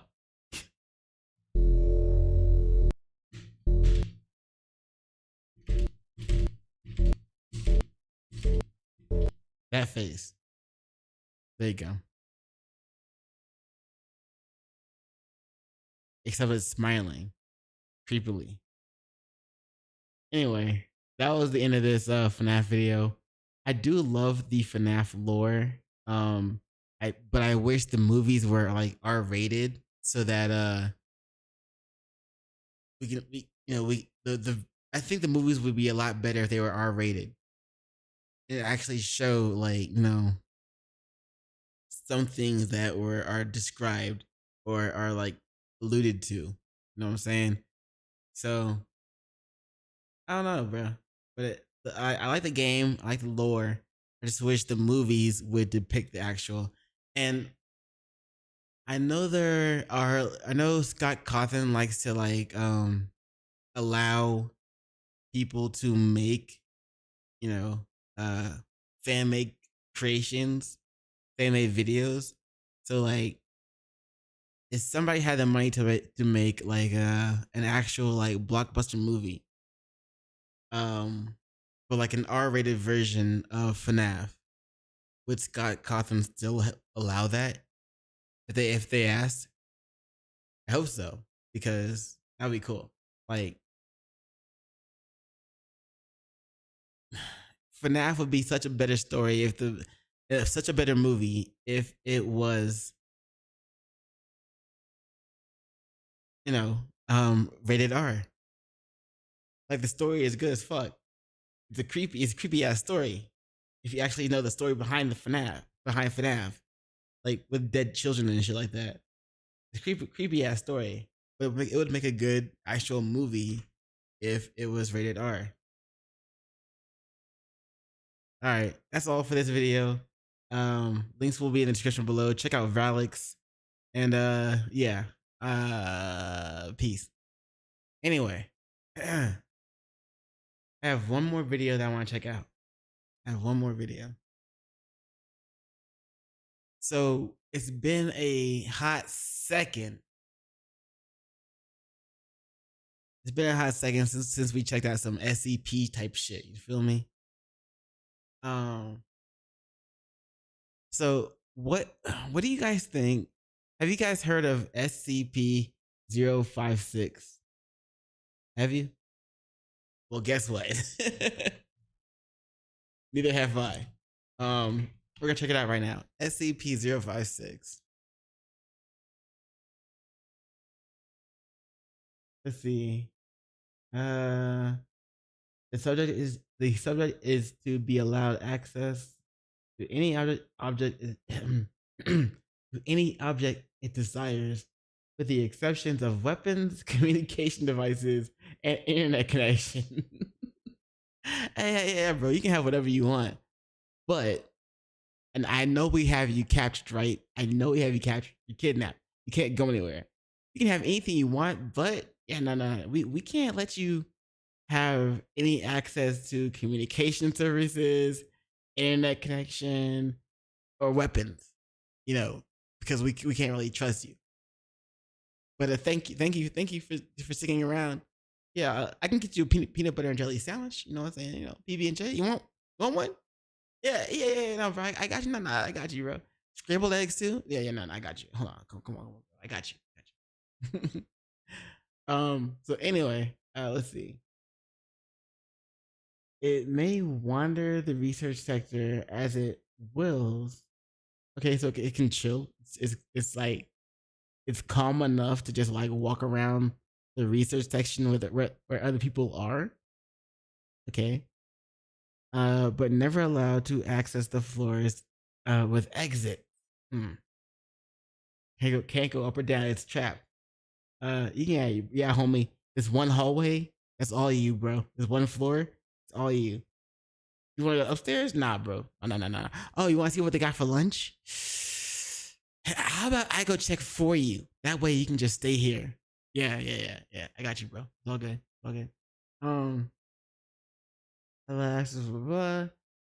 In the event of an emergency, SCP-056 becomes violent. It is to be subdued and contained within its room if possible. At no time should personnel attempt to harm SCP-056. Addendum to B. Okay. This is SCP-056.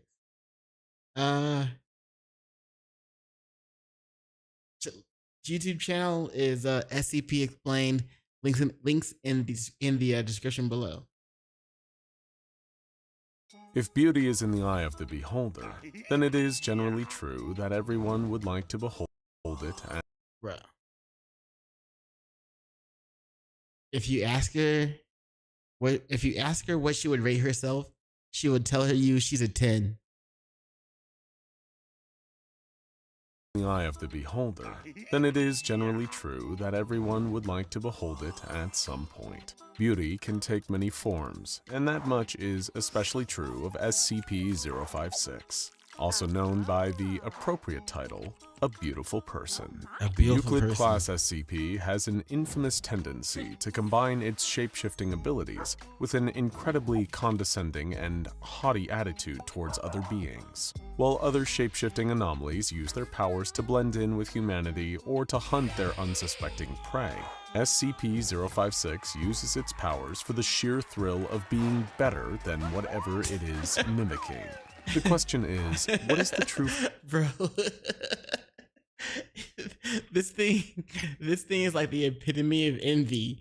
Before it has a chance to be jealous of you, it makes sure that you're jealous of it. Every single time. That's what this thing is, bro. That shit is crazy, yo. Form of this beautiful person when nothing and nobody is around to see it. You might be familiar with the old phrase, if a tree falls in a forest and nobody is around to hear it, does it make a sound? Well, SCP-056 could have a variation of the phrase applied to it. What does beauty look like when there's nothing to compare it to? Or in other words, what does SCP-056 do while alone in the containment chamber? Ooh. So that's his thing. It focuses on not envy, but like just being the one to be envied. Like it's so beautiful that that the people around it envy how beautiful it is in comparison to everyone else in the room, even in comparison to themselves. So what does this being that focuses on making sure it's always the best looking thing in the room do when it's the only thing in the room? The previous time the Foundation tried to sneak a peek at SCP-056 in its natural state, the clever researchers inserted a security camera into the room in the hopes of seeing the shapeshifter let its guard down.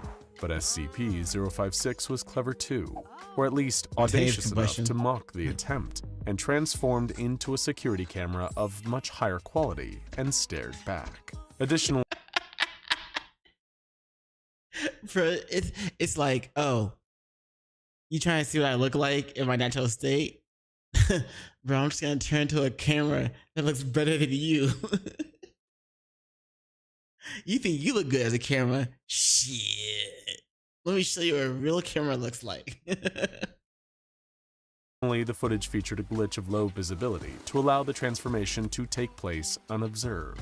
Perhaps in an effort to protect what passes for modesty for its arrogant self, SCP-056 never changes shape when it is being directly observed. While it would perhaps be a mischaracterization to describe SCP-056 as shy, the elusive nature of its true form has instilled a sense of wonder about it among many members of the Foundation staff. To be able to glimpse how SCP-056 behaves when left entirely to its own devices would surely be a memorable encounter.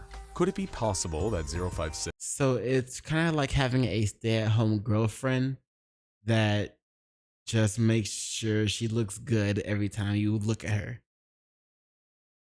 And she's content with just sitting at home, chilling, and she doesn't get mad at you if you don't bring her a gift after you get off work. And she doesn't get mad at you if you just want to take her out for a night for like an hour or two and not buy her anything. She doesn't get mad at you for that either. You know what I'm saying? She's like one of those type of quote unquote angels.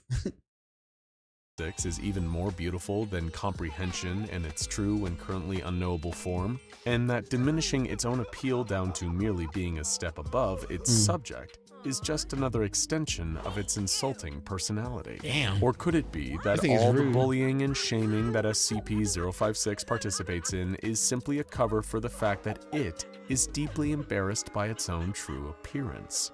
Also, I like how this whole time in her quote unquote natural state that we're being shown for SCP-056, it's a blonde hair, blue eyed chick the entire time. It is entirely possible that mocking and proclaiming itself better than others is a defense mechanism and smokescreen to keep its fragile feelings and ungainly shape from ever being exposed. While it would be blonde hair, green eyed chick, hard to discern if either scenario is the actual truth, both possibilities present an adequate incentive for any observer to want to glimpse SCP-056 all by its lonesome. The intrepid voyeur who might cast a private gaze on SCP-056 could find themselves in witness to a beautiful sight that would bring them to tears.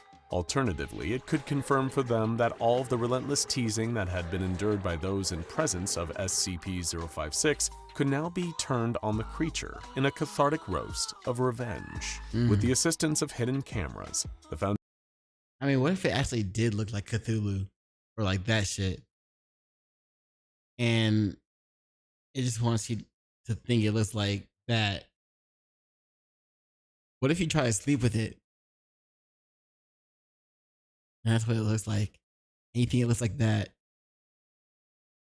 Damn. That's rough.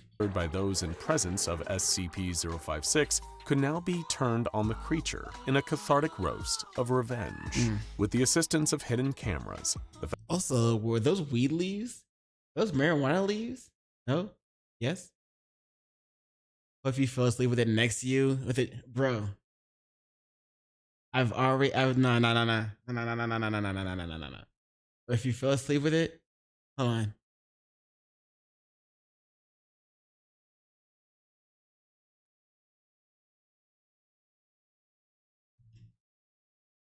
You wake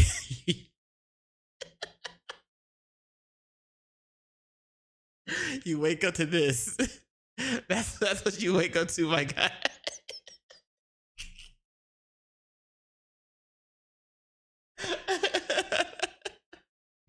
That's what you wake up to, my guy.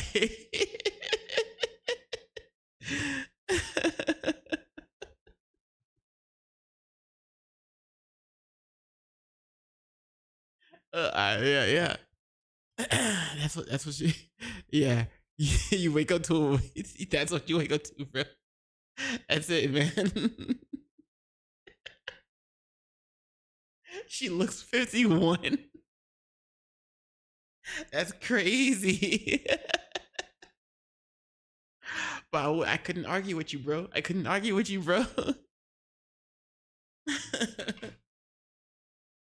Yeah.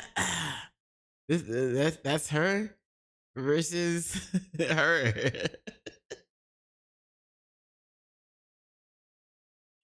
No, man. Nah, bro.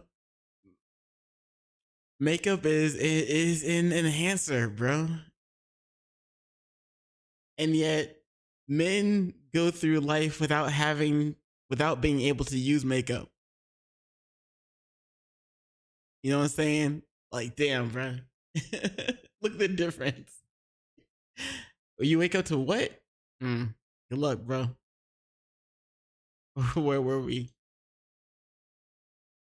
In a cathartic roast of revenge. With the assistance of hidden cameras, the Foundation may soon know the true limitations of SCP-056's shape-shifting ability. Of course, we couldn't let the so-called beautiful person know that it was being observed, so the new observation... Right now, this entire time, every time I see the SCP-056, every time I see this person, this character, I think of the other one. Every time I see her, I think her. Every time I see her, I think her. Voyeur who might cast a private gaze on SCP-056 could find themselves in witness to a beautiful sight that would bring them to tears. Alternatively, it could confirm for them that all of the relentless teasing that had been endured by those in presence of SCP-056 could now be turned on the creature in a cathartic roast of revenge. With the assistance of hidden cameras, the Foundation may soon know the true limitations of SCP-056's shape-shifting ability. Of course, we couldn't let the so-called beautiful person know that it was being observed, so the new observation and security system was installed while 056 was distracted, using a stack of modeling magazines. These publications were placed on top of SCP-056 while it was in the form of a nicer couch than the one the Foundation had placed inside of its room. The mobile task force agent that placed the magazines knew what to expect, as SCP-056 promptly shapeshifted into a buffer and more toned version of the agent while holding the magazine. That's fucked up. That's fucked up. Hey, I see you came to visit, but yeah, I turn into a buffer, more handsome version of you. Yeah, even your bitch calls me daddy. That's so fucked up. Magazines, SCP-056 proceeded to make a series of disparaging comments about the original MTF agent's jawline, as well as implying that there was a dissatisfaction in his marriage, which stemmed from the fact that his spouse no longer found him attractive. Despite going in knowing that this kind of verbal abuse was an occupational hazard in the containment of SCP-056, Come on, bro, the you got MTF this. agent had already been having a difficult day, and the shapeshifter's cutting comments Come on, man, you got this. Come on, don't fold, bro. You got this. stripped straight through his psychological armor. Shit. With tear-stained eyes and flailing limbs, the offended mobile task force agent ran out of the containment unit weeping like a child.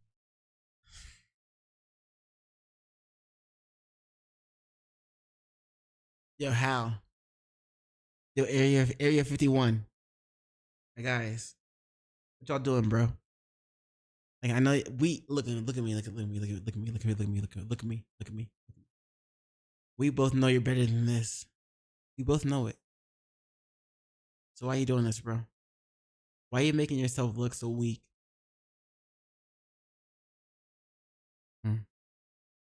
Pathetic. As the door auto-locked behind him, SCP-056 laughed with great hilarity at its successful torment of the man. But the extent to which the beautiful person delighted in emotional damage could not be understated. This sadistic urge was likely the overriding purpose in its questionable biology, supplanting even the urge to eat and propagate itself. Though in the case of the latter, it is unlikely that SCP-056 would ever be willing to settle for mingling with anyone less beautiful than itself. Besides, if making others feel small and worthless was more— Hold up. It won't fuck with anybody that's less beautiful than itself. Says every modern woman now. Except when it comes to finance. Or a gratifying pastime, then why would SCP-056 want to share itself with any of its pathetic sycophants? Throughout numerous experiments, it was all but confirmed that SCP-056 preferred the feelings of being fawned over as opposed to acting on its own desires. If any— Of course you do.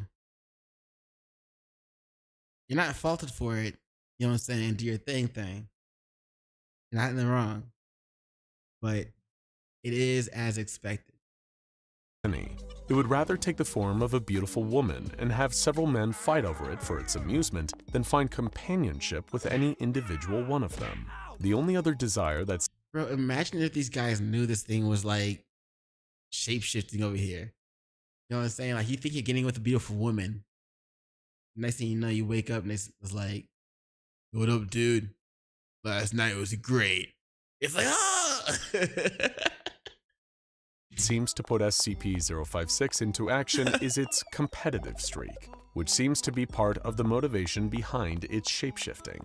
Now that it was on film with the imperceptible camera, SCP-056's brazen drive to be the best was on full display. It flipped through the pages of the various modeling magazines that had been left for it, disappearing behind furniture and reappearing in new shapes, mimicking the human beings depicted within. Again, were those weed leaves? And reappearing in new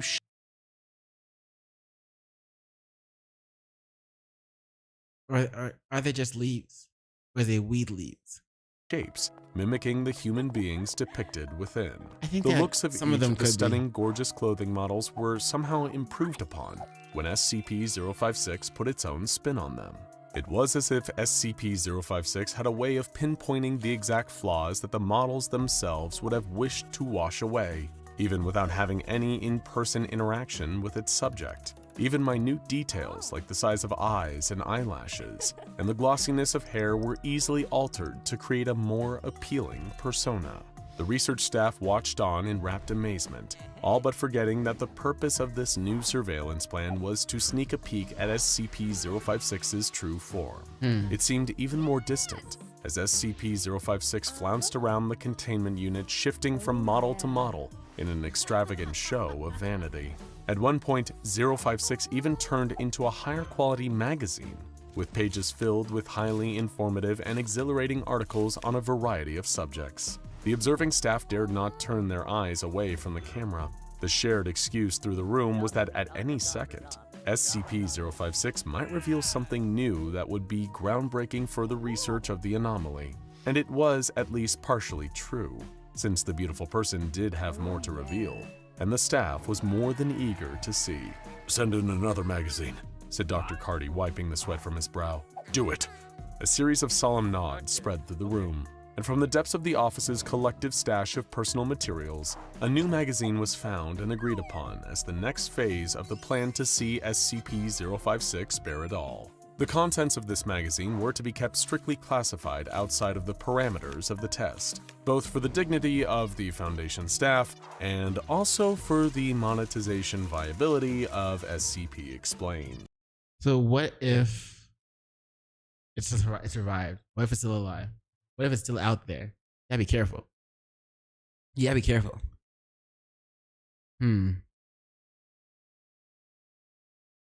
Rest assured, however, I'm not napping, bro. My eyes are just closed, but my senses are awakened. Feel me?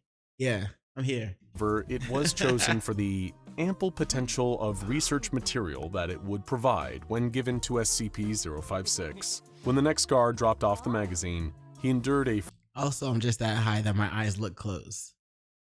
Further barrage of insults and humiliation from 056, which had chosen to remain in the form of a beautiful model, as it deemed it would make the audible slings and arrows sting far more.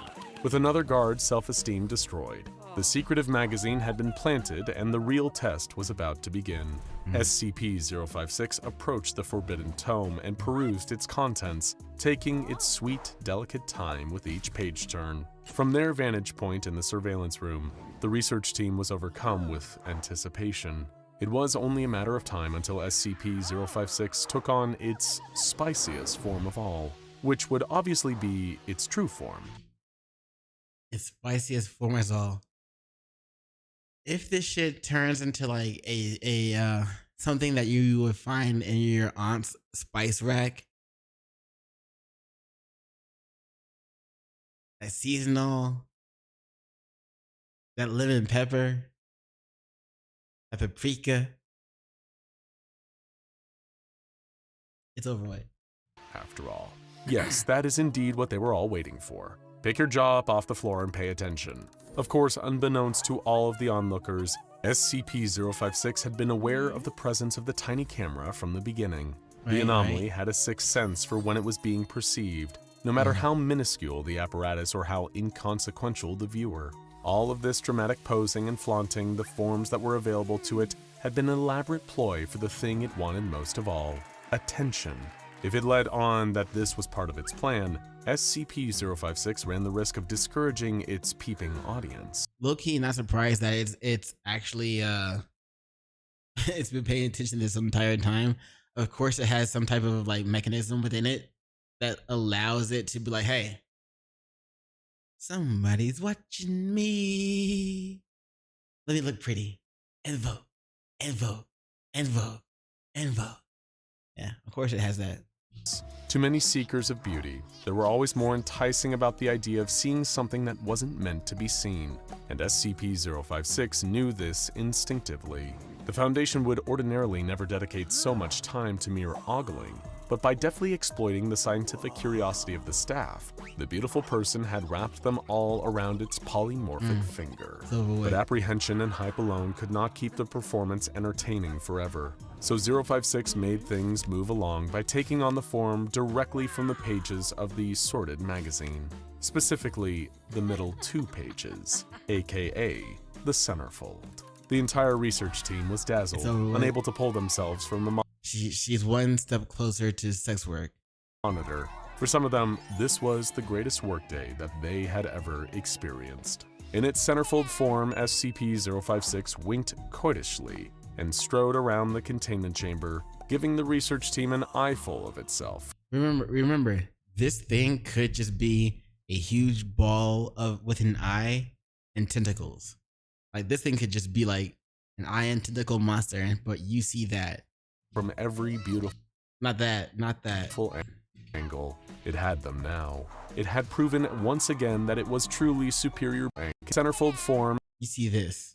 SCP-056 winked coytishly and strode around the containment chamber, giving the research team an eyeful of itself from every beautiful angle. It had them now. It had proven once again that it was truly superior being amongst a world of pathetic uggos, and it was exactly where it belonged. A world of pathetic uggos. Admired by many on a stage of its choosing. Back in the surveillance room, an SCP Foundation intern named Dave burst through the door, panting and fearful. None of the researchers even looked behind themselves at the entrance of the low-level personnel, as they were all still transfixed by SCP-056's movements. "What are you all doing in here?" Intern Dave wheezed. "There's been a containment breach!" A moment of tense silence passed. Then Dr. Carty raised one of its hands and dismissed the intern with a simple wave. "Not now." Dave was stunned with shock. It was a containment breach, the first he had ever seen in his short time at the Foundation. Lives were on the line. Didn't his superiors know about this? Maybe this is what the SCP Foundation is really like? Thought the intern. He was about to leave when he considered the alternative. Perhaps whatever Dr. Carty and the rest of the research team were looking at was more important than the current containment breach. After all, delegation was a key part of running an organization with such a wide purview of tasks. A bit of pride for his superiors swelled within intern Dave's heart, and he bravely took a step forward to see what was being observed on the monitors. His eyes bulged with excitement as they fell upon SCP-056 in centerfold form. "I think I'll take a bath now. Tee-hee," SCP-056 giggled. Tee-hee. Tee-hee. Come on, man. That's maniacal, bro. Come on. A wave of joyous brotherhood passed through the surveillance chamber, and high fives were passed around like shakers of salt. Intern Dave, however, was crestfallen. He was certainly mesmerized by the beauty of SCP-056's form, but even that could overpower the profound disappointment he felt towards the others. He got Dr. Carty's attention with a swift punch to the researcher's arm and launched into an angry rant to vent his frustrations. "Have you forgotten what the SCP Foundation is all about? You're all just watching silly stuff like this in the middle of a workday. Was that the plan? Is this what I should expect from all of you? Foolish distractions and provocative bait? What about the containment breach, the lore? I thought I knew what I was signing up for, but you're not scientists or researchers. You're all just a bunch of peeping Toms." Intern Dave ran out of the room in a huff. Dr. Carty was tempted to respond, but the sound of running water put his attention back towards the screen with SCP-056. For obvious reasons, we cannot show you or even describe in depth the bubble bath that SCP-056 was taking, but we can assure you that it was hot and steamy. Literally. It was an objective scientific fact that the water was quite a high temperature and the room was filled with a curtain of steam. Any other details that might enter the conversation must be left entirely up to the imagination of the viewer.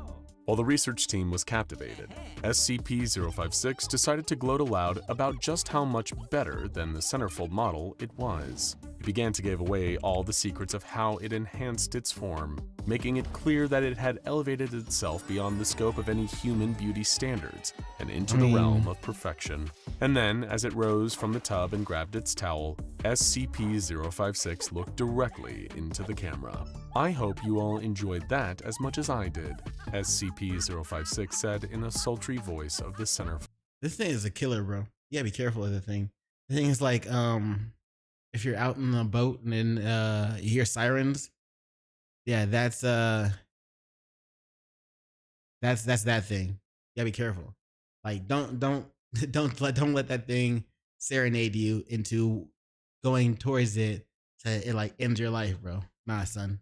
You gotta be careful. That's what that thing is. A glitch in the system followed, and immediately after, the containment chamber had 2 bathtubs inside of it, one of which was of an obviously much higher quality than the first. The researchers stood at attention, realizing that this entire time there had been no new discoveries waiting for them. SCP-056 had strung them along for an ongoing performance that wouldn't add anything useful to the data logs of the anomalies file. Just like a modern woman. Okay. All right, I'm kidding. No, I'm not. By God, that intern was right about us. Dr. Carty slammed his fist onto the console of the surveillance system, his body filled with tension and high blood pressure. What have we become? The research team departed swiftly to go and assist the rest of the site with whatever containment breach had thus far escaped their notice. The risks of working with such a wide variety of SCPs was that dedicated attention to each was often in short supply. SCP-056's most devilish trait was that its ability to temporarily monopolize all of that attention for itself. It was an anomalous creature that... Hold up. So it has a trait to be able to monopolize attention for itself too. Like all attention in the room would just go straight to her. Like somebody else was playing the piano, attention goes to her, and she just walks in the room. Careful. That thrived on perception and quite possibly found the concept of being alone or unobserved to be entirely alien. This is why its most natural form was subjective, and why the beautiful person always strived to draw other beings towards it. Without a world full of inferior beings, SCP-056 would effectively not exist. 056 was blessed, or perhaps cursed, to always be in competition with the best choice of specimen that it had mutual visual access to. I mean, if it's constantly like you saw earlier, it was trying to compare itself to the other camera that was in the room, and so it made itself into the better looking camera. So yeah, you can you could take it home if you want, but like, would you really want to take it home? Like, what are you gonna wake up to? You feel me? We already saw the example of what it is you would wake up to. That if you're cool with that, then do your thing. You know what I'm saying? More power to you. Its every action and reaction was a constant blur of chasing an unattainable ideal and grabbing approval from the masses for it. Much like the concept of beauty itself. Hope you're having a good morning, afternoon, evening, night, all the above. SCP-056 was protean and dependent on the whims of others. It existed simply because it was desired. Now go check out Why Would It Suck to Know SCP-056 and SCP-978 Desire Camera. I don't know, man. I don't know. It's like some of these SCPs, like we saw the SCP where that was like the wolf chick with the skull face, that she just like stalks you in your images and your pictures, and now we saw this chick. I'm not gonna lie, so far it seems like all the SCP chicks are kind of, you know what I'm saying, you can fuck with that if you so choose to. Nobody's gonna judge you. I'm gonna judge you, but you ain't gotta worry about that. 2 p.m. there. Damn. You all the way across the other side of the world, bro. Or at least the other side of the US. As long as you're alive, how about you? We're chilling. Watching some shit. You're in France. Oh shit. They only taught me, there was only like one French class. I only took one French class in like middle school. That's it. Sorry. I do like the how the language sounds though. Shit's dope. Okay. So what else am I interested in looking at?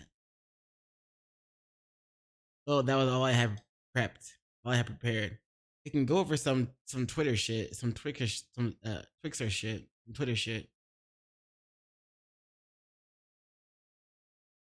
Hold on. Let me show you. Playboy Cardi's friend, Blueberry Airy. Excuse me. Blueberry Airy. Ain't gonna lie, I've never heard that name before. It's interesting though. How do you like it in France though? France has the languages of love, right? Y'all can serenade women so easily. This shit, bro. Playboy Cardi's close friend, Blueberry Airy. Dabo exclusive one-of-one pieces from Cardi's closet, including the same jacket he wore in the Fam DJ music video. But he stole. I know how much you love the bro. Yeah. All right. This is his personal jersey from 2022 type shit. King back. So I'm gonna need you to wear this, right? This shit was literally from his fucking 101. 100% 101. What the fuck? This was literally from his closet. I stole that shit. I'm not gonna lie. Not on no weird shit, all right? I stole that shit, but not on no weird shit. Bro, if you stole that shit, how else could it be not on some weird shit? Right? If you stole that shit, it's definitely on some weird shit. But he stole one of my Balenciaga jackets, two actually. You lucky nigga. Bro, no. I'm not gonna lie. I took that shit to heart type shit. Okay. Went in his closet. You went in. I stole this. Aura. No. Wait, dead ass. I'm dead ass. Hey, just to add on the sauce, so I'm gonna need you to wear this chrome bag. You know, just to look like a bitch. You know when girls walk around all fucking like, hey, look like this bad shit, like. I mean, I get wearing everything else, but like, I ain't wearing the purse. And you want to say just to look like a bitch? I'm gonna need you to wear his purse just to look like a bitch. Nah. I'm good, fam. I'm good on that shit. This what? I mean, yeah, everything else I'll check out. You know what I'm saying? I got that. You want me to wear the purse just to look like a what? Nah. I'm good, fam. I'm good. I don't need to wear the purse for that. I mean, respectfully. You feel me? I just didn't like how you put it. The fuck is that? She got caught cheating. Oh. Get out! Get out! I'm not gonna play with you, man. Get out! No. She got caught cheating. That's my bag. I bought that. Get your stuff out. Go. Yeah, girl, you got me messed up, bro. Move, man. Get out! Get out! I'm not gonna play with you, man. Get out! No, ain't no sorry, man. Get out! Get out the house! Get out the house! I won't do it again. I'm sorry you caught me cheating. I promise I won't do it again. Bro, get out the house. Yes, get out the house. Leave a bear. I bought this. Get out, bro. Get out. Here, get your stuff. Get your stuff. Get out. And give me my bag. Give me my bag. That's my bag. I bought that. Here, take your gym stuff. Get out. Go. Get out. Dumped all the shit. He said, give me my bag. Dumped all the shit that was in the bag out. Hold on. I messed up. Get out my bag. Here, get your stuff. Get your stuff. Get out. And give me my bag. That Louis bag? That Louis bag? Yeah, that Louis bag right there? That's my bag, bitch. You better give me my shit. Bag. I'm gonna dump all your shit about my bag. That's my bag. I bought that. Here, take your gym stuff. Get out. Go. Get out. You gotta get out. Fuck out of here. Get out. Get out. Here, this all your stuff. This all your stuff. Take your bag. Take your bag. Get your stuff out. Go. Yeah, take your stuff, man. Take your stuff. Get out. Get out. Here. Get out. You're not going to rush me out this house. Get out. Man, if you're in the world of dating, you better make sure you got you're with the right one. Catch her cheating. No mercy, bro. I mean, you can have mercy if you want, bro. Like, just make sure the shit is clear that you're done with her. If you catch somebody, if you catch your girl cheating on you, it's over with, bro. Get out. Get out. Like, she doesn't respect you, and she never will respect you, no matter what she says after or while you're kicking her out. It's over with. I need to get my stuff. Oh, get out the house. Why? How are you gonna make me get out the house and have all my stuff? Kicked her the fuck out. Man, go on somewhere, man. Kicked her the fuck out. like push her out the door type shit. And then lock the door behind her. Take all your stuff. Take your bag. Got all her shit. Got all her shit. Yeah, take your stuff, man. Take your stuff. Get out. Get out. Here. Get out. You're not gonna rush me out this house. Get out. Get out. Get out. No. All that shit. All that shit. Throw that shit out out. the house. Grab her. Grab her. Put her back. No. Out. Get the fuck out. That was all your shit. Get the fuck out the house and close the door behind you and lock it. Man, go on somewhere, man. That's what you do. That's what you do when you catch a cheater, bro. That's what you do. I heard a new place called Boxes in the Street. No, bro. Here's what it is. She got a new place. It's on the corner of Boxes and Streets. That's all it is, bro. It's a mansion. You know what I'm saying? It has 360 views. You know what I'm saying? Anywhere you look, you got views. You're good. But it has no kitchen. So, but you'll be all right. It's always modern. It's a very modern setting. Very modern setting. You'll love it. So, you got it. You feel me? Yeah. On the corner of the streets. Get the fuck out of my house, bitch. But hey, if you're gonna cheat, then you know what I'm saying, you kind of deserve that kind of shit, right? What do you expect? Neighbor caught his wife cheating. Oh, shit, another one? Neighbor caught his wife cheating. The neighbor caught his wife cheating? Not you caught your wife cheating? The neighbor caught his rent is free. Oh yeah. Hold up.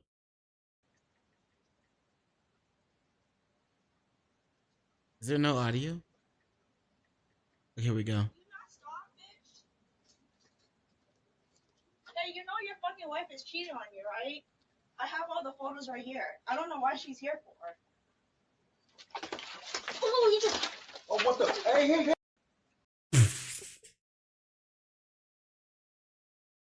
Oh, okay, so that's the wife. That's the husband, I'm guessing. And your fucking wife is cheating on you, right? Hey, out of nowhere, this bitch comes up. Hey, man, she has a crush on him. That's why she's willing to let him know that, your wife is cheating on you. Otherwise, she wouldn't be breaking the sister code. Hey, you know your fucking wife is cheating on you, right? I have all the photos right here. I don't know why she's here for. Smack. Oh, you just... Oh, what the? Hey. I don't know, man. I don't know. What is it that they the meme for Future? She belongs to the streets. I don't know what I would do, bro. He got into her phone and cart. Bro, what's with all the yo? Oh, I'm still into that one post. All right, what's this last one? Real quick. Bro, unlock the door. What's your password? 02. Look at his girlfriend's phone. And this was the reaction. I'm not unlocking shit. 02. What's your shit? Give me my phone. Tweaking bro, over her phone. She's doing way too much. I'm definitely going through this. Phone. What's Stop your trying to password? open my phone. Give me my phone. 02001. Yeah, I'm in there. Yeah, I'm in there. He got it. He's in. Stop. Please, stop. Babe. Oh, you was trying to link, bro? Phone. Oh, that's where you was going last night? That's where you was going last night? So, but you was saying you was going with your friend. Oh my gosh, give me my phone. Yo, I'm so glad I'm recording this. You're done. You're done. This shit is done. Don't babe me no more. I'm leaving you right here too, and you're not getting your phone. You're not getting shit. Yo, stop hitting my fucking car. Fuck is wrong with this girl? Fuck is wrong with you? Damn, bruh. Oh, you sending him nudes. Oh, you were sending him booty pictures. Ah, shit. Oh my gosh. I don't even know how to feel right now. Bro, it's over, man. Your girl's sending another dude some booty pictures. Some booty pictures? Booty butt, cheeks. Rump. She's sending them type of pictures, my nigga? Kinda donezo, my guy. He kinda donezo. You feel me? Oh, like, why are you doing all I don't even know how to feel right now. What the fuck? Are you trying to hurt me? Give me my phone. So you fucked him? Am I trying to hurt you? Nah, but you're trying to find out the truth. The fuck? Me finding out the truth is hurting you because you were the one that was trying to hide the truth from me. And you're afraid that I'm finding out the truth. Fuck you. You fucked him? You had sex with him? Yo, answer my question. You had sex with him? You ain't gonna lie, she got some big ass titties though. Give me my phone, bro. Give me my phone. Man, back the fuck up from my car before I crash out. Oh my That God, ass, bro. Mom, give me my Man, phone. watch out, bro. Watch out, bro. What the fuck is wrong with her, bro? Roll the window all the way up on this bitch. Bitch wild, she ain't getting shit. That's why you don't trust bitches. These hoes be cheating. Yo, these hoes be cheating, bro. I swear to God, bro. Yo, stop hitting my fucking car.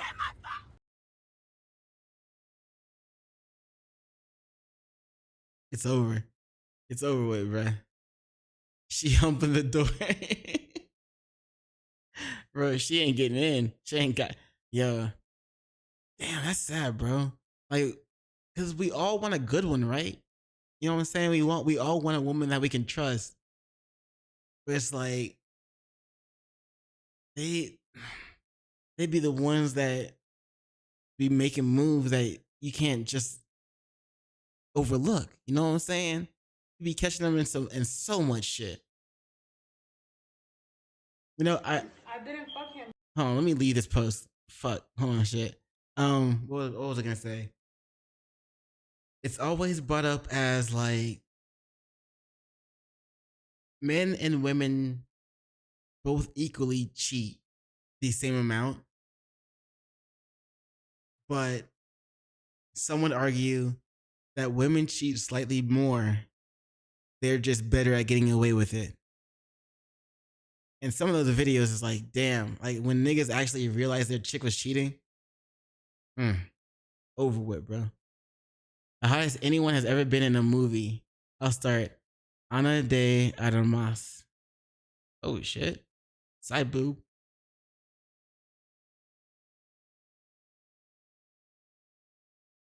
Oh, there's no audio.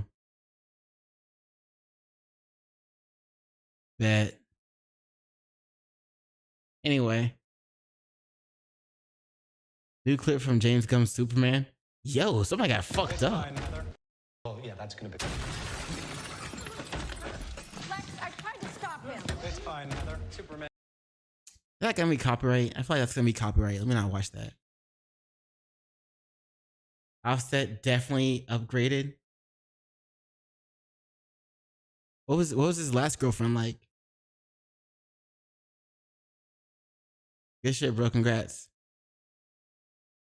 Oh yeah, she's getting sued. Casey Tron breaks down in tears on stream for Ethan Klein's birthday after being served a lawsuit. Yeah, she's getting sued. Y'all remember that shit?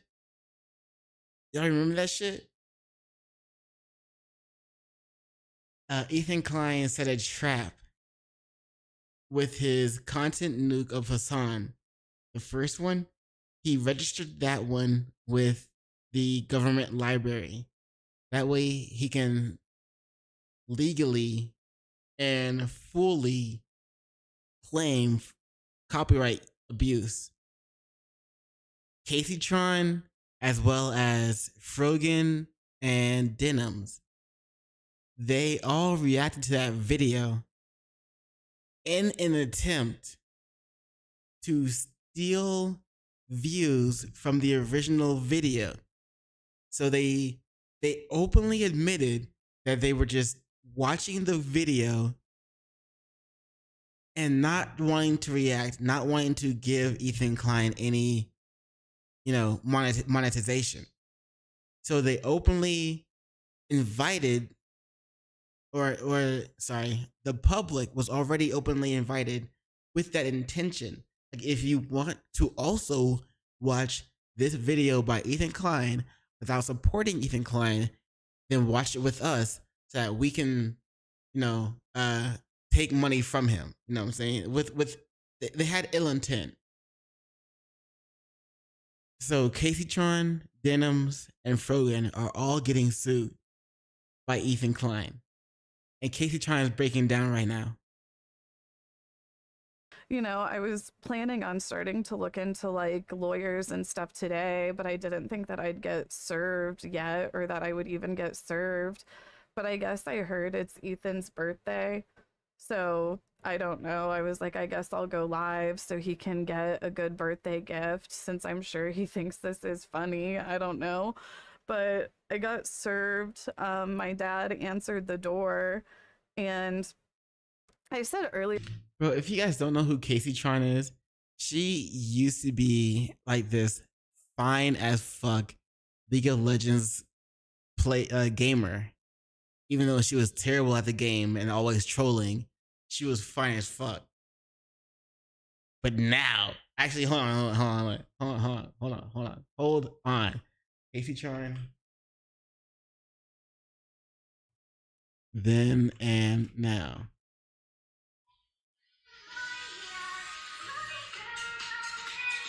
I like that song.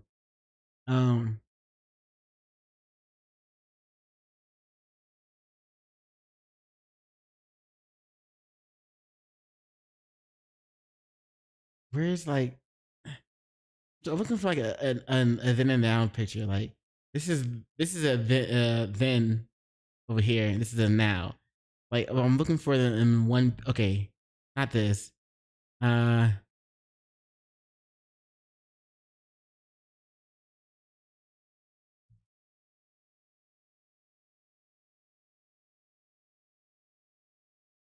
You're 1, you're 8. Nah, that doesn't work. This kind of, no.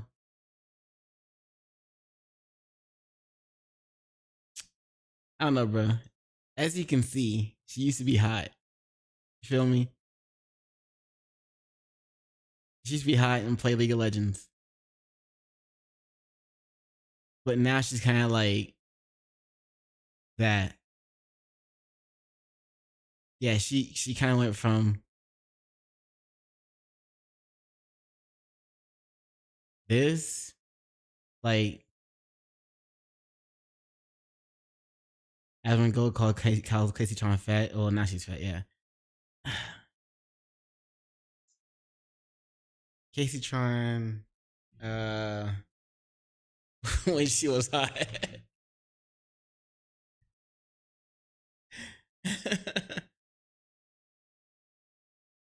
Yeah, she used to be, you know what I'm saying, good looking, bro. You know what I'm saying? And then now she's that. So from this to that. It's like, bro, what the fuck?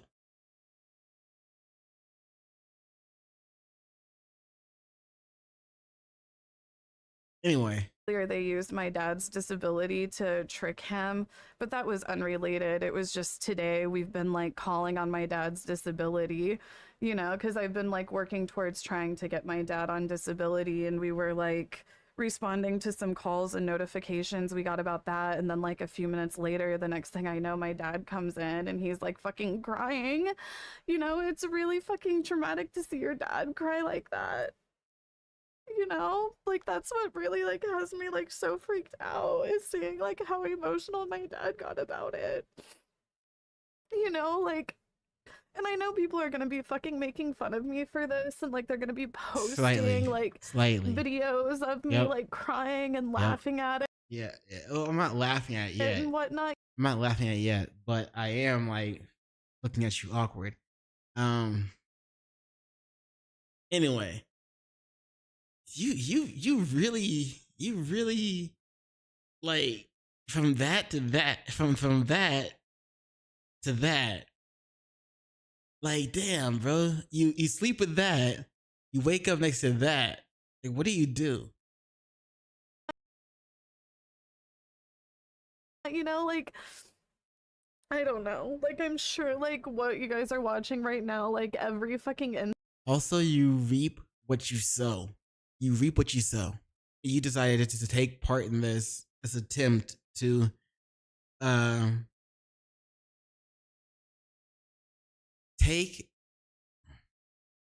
demonetize Ethan Klein in your own little echo chambers way, or you know what I'm saying? It's kind of fucked up. Really fucked up. incel community that's been attacking me relentlessly for like the past 10 years is going to use it for YouTube clips because they literally make careers out of bullying women like me. And Aren't y'all the ones that bullied him?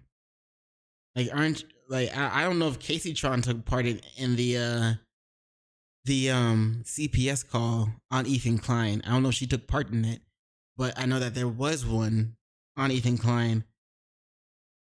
And like, it was a false one because, well, that's a rant for another video. But yeah, nah, you can't start crying now after you decided to take place in this and trying to willfully, you know what I'm saying, take from Ethan Klein, take views, take monetization from Ethan Klein. Monetization in a way, like, as in like monetization as in like the money that he would have gotten if people actually watched his video instead of watching it through you, while you refuse to react to it, or while you don't react to it. I'm just so fucking tired. I'm just so fucking tired of constantly being harassed by this shit, you know? Like, for the past 3 or 4 months, I've really just been like, I just want to focus on myself and I want to focus on my community. I want to focus on being funny. I want to be one of those people who's just a breath of fresh air, you know, somebody who people can watch to escape and get away from it all. I just want to be focused on being funny and being giving, and focus on, you know, the gays and the girls and the people who uplift me so much. The gays and the girls. You know, like, we just got done doing our trans lifeline fundraiser and shit, and it just made me so happy. You know, like I said, it's just been such a fucking struggle, and I'm just so fucking tired of struggling, and just the idea of having to, like, keep on struggling and it just be an ongoing thing for, like, the next several years of my life. It's just, like, I don't know if I can fucking do this. Well,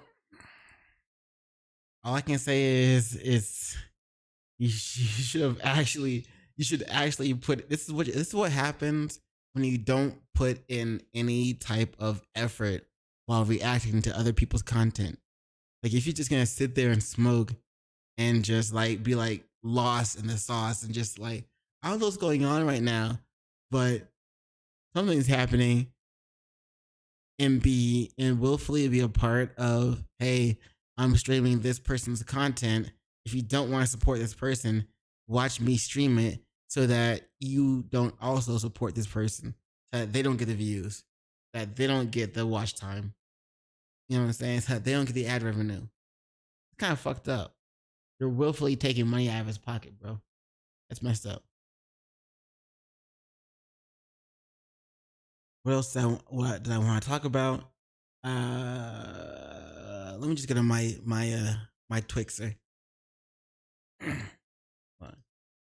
Profile. No. Profile. There we go. I went over some shit. It's not just that. Hold on. No. So, Again, guys, do we have any? Tekatona. He got banned again. From Twitch.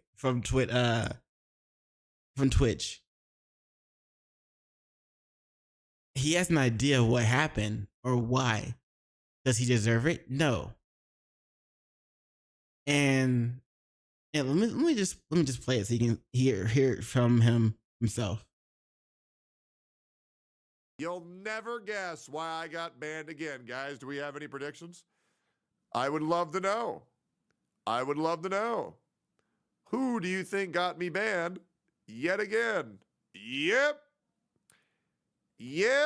There it is. That dumb bitch who's getting her ass sued, and I can't wait for her ass to get permanent. Yes, I have been mass reported.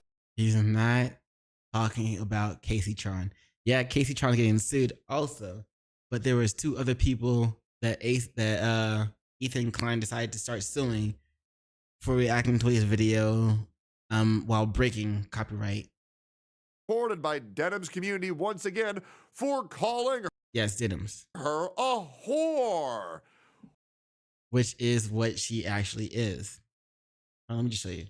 Reported by Denham's community once again for getting her ass sued, and I can't wait for her ass to get permanent. Yes, I have been mass reported by Denham's community once again for calling her a whore. So, what is a whore?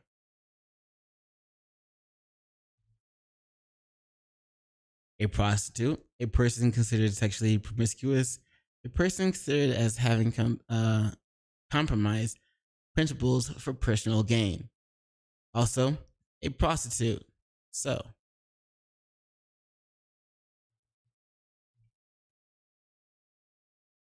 a person who engages in prostitution is a prostitute. A person considered as having compromised principles for personal gain. A woman giver to indiscriminate lewdness, a strumpet, a harlot. So the personal gain would be money. The the sell in exchange it's her body for money. So since Denham's actually has an OnlyFans, she is actually by dictionary definition, she is a prostitute. Wow! Amazing. And you know what's crazy? I didn't even call her a whore this time. That's what's crazy. I got banned because she said she was upset that she was being called a whore. And then I said, if you don't want to be called that, don't have an OnlyFans. So I didn't even call her that. She's just mad about it. I got banned merely for saying, if you don't want to be called that, then don't have an OnlyFans. Is that not fucking insane? And in case you're wondering, well, Techie, well, maybe you shouldn't be saying that. You're right. Oh, and by the way, I'm taking you on a journey here, right? There's levels to this shit, and I need you guys to understand how fucked up this is about to get. So here we go, guys. So the woman, in case you missed last time I got banned, which is about 2 weeks ago, wow, story time with Techie, there's this girl called Denham's who keeps on calling me a sexual predator, a abuser, a guy who beats women, and she's called me a rapist. She's called him all this shit, and she has never been banned for it. She has no proof. All of her allegations are both career ending as well as life threatening. Because if people hear that you're a certain type of person, like, a rapist, then some people are likely to be enough out of their mind to the point where they are willing to cause damage to you. So it is life-threatening allegations as well. But she didn't get banned for that. Nothing happened to her when she called him all of those things. And yet he calls her a whore, which is fact by definition, because by definition, it's pretty much a prostitute. A prostitute is someone that makes money off selling their body. She just does it online, so she is a whore. So he called her that, he gets banned.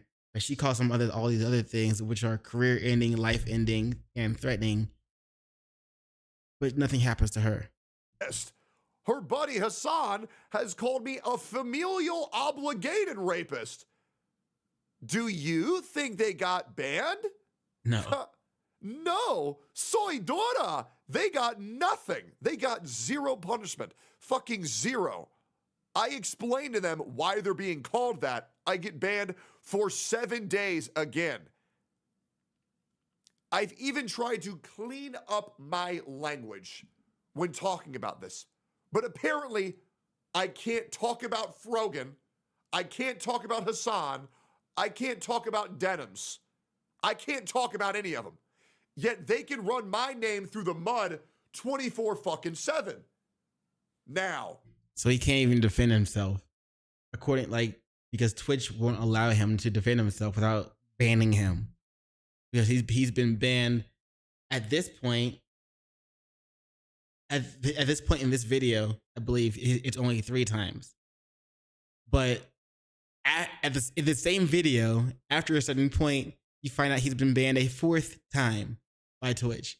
So I believe, a little bit of tinfoil hat here, a little bit of tinfoil hat. I believe that there might be some preferential treatment going on for Hassan, Denims, and Frogan. I might believe that anybody pushing extreme leftist agenda, these extreme libtards on the internet, I think someone on Twitch agrees with them. But then, that was my thoughts a couple of. Yeah. But anyway, Tekatona is going through it. That's gotta be some shit, bro.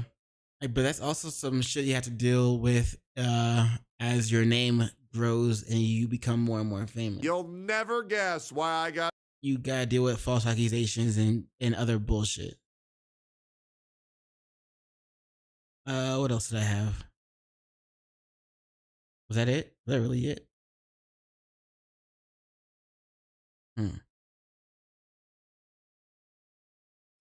Fucking kids go viral after selling out. Hold on. Shit, just know I'm beating ass if you let.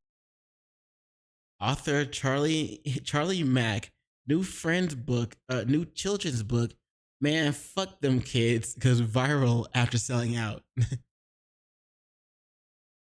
Man, fuck them kids. Man, fuck them kids by Charlie Mack. These kids are bad as fuck. Parents aren't whooping ass enough. If you're slow, you should know I'm here to catch you up. Grab a belt, grab a switch, or even grab a shoe. And if they start acting bad, you should know just what to do. Parents nowadays, they are soft as baby shit. Just know I'm beating ass if you let me babysit. I don't want to hear your kid talk. I'm not trying to be harsh, but man, fuck them kids. I mean that from the bottom of my heart. Y'all can get mad. At least he's being real. All at the once. Man, fuck them kids from the bottom of my heart. If y'all want, but your kid is unbearable. Somebody need to whoop their ass. The job you're doing is terrible. Your kid thinks he's grown and he's thinking that he's tough. You put him in timeout. He should take timeout and pick his damn teeth up. Why are they disrespectful? Why are they so rude? Why do they think it's cool to go in the fridge and eat my food? If kids are good, then that's good. If kids are bad, then that's bad. If they make me mad, I'm gonna break my foot off in their ass. Somebody better get them. Tell them who not to fuck with. Kid or not, I don't care. My mom didn't raise a punk bitch. I don't care whose kid it is. Mine, my sister's, or my neighbor on the end. We're not buddies. We're not partners. And we're damn sure not friends. Bro, my mom ain't raised no punk bitch. I ain't let the kids fuck with me. Better keep it on TikTok. Don't get fucked up because of trends. Man, fuck them kids. Call God and I'll say that shit to him. If you're... Fuck them kids. Call God and I'll say that shit to him. Guy would pop up like, hey, man, can't be saying that shit about them. Man, fuck them kids. Your kid is bad and their grades are getting worse. Tell them it's okay to beat them with your purse. Now, I don't condone hitting kids. I have to say that legally. But if I were you and you were me, I'd beat their ass repeatedly. Now, I love kids. Don't get it twisted and contorted. But some of these kids would... Oh, no! Sorry. Some of these kids what? Bad babies turn into bad kids. Bad kids turn... Some of these kids would have been better off aborted. No. Damn. Bad babies turn into bad kids turn into bad teens. They want to dial 911. Hit them so hard they dial 919. Somebody come get them. Bad kids are the worst. I don't know what I've done to deserve this type of curse. I don't pray for kids to be good. I don't wish and I don't hope. But if they decide to be bad, they'll get 2 chops to the throat. Just swallow them and save yourself the pain. You don't have to worry about having a kid like what's his name. Kids are the worst. If you don't have them, good luck to you. Man, fuck them kids. If you don't like it, then I guess fuck you too.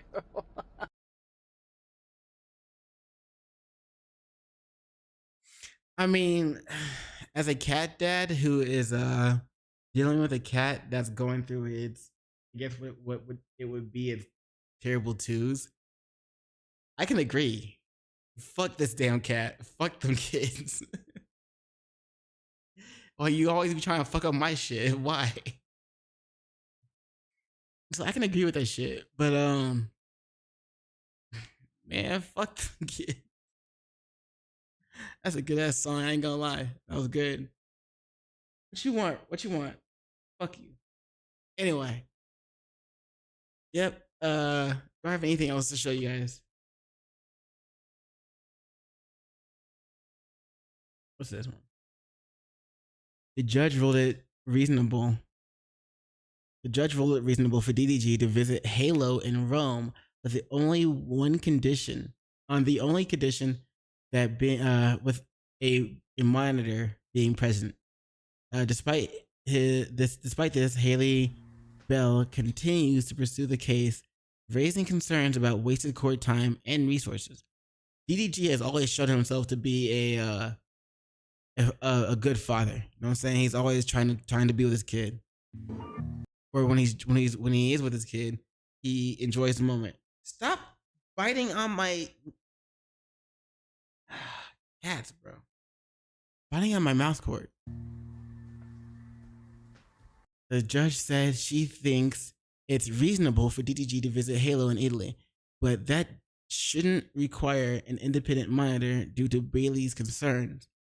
The judge also said that if these visits are permitted, she'll put in place an order barring DDG from posting about the child on social media during that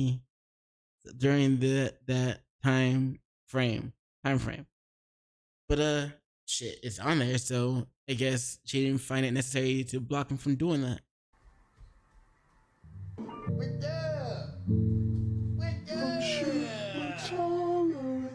Hey, boy. You say we're small. Hey, boy. Dimension. You're tired of moving. Eyes aching. We could vacate. There's places to go. Clearly, this is it. That's what's up, bro. That's what's up. But he had to have the monitor there, so it's not like he could be alone with his son because he wasn't allowed to visit without the monitor in the first place.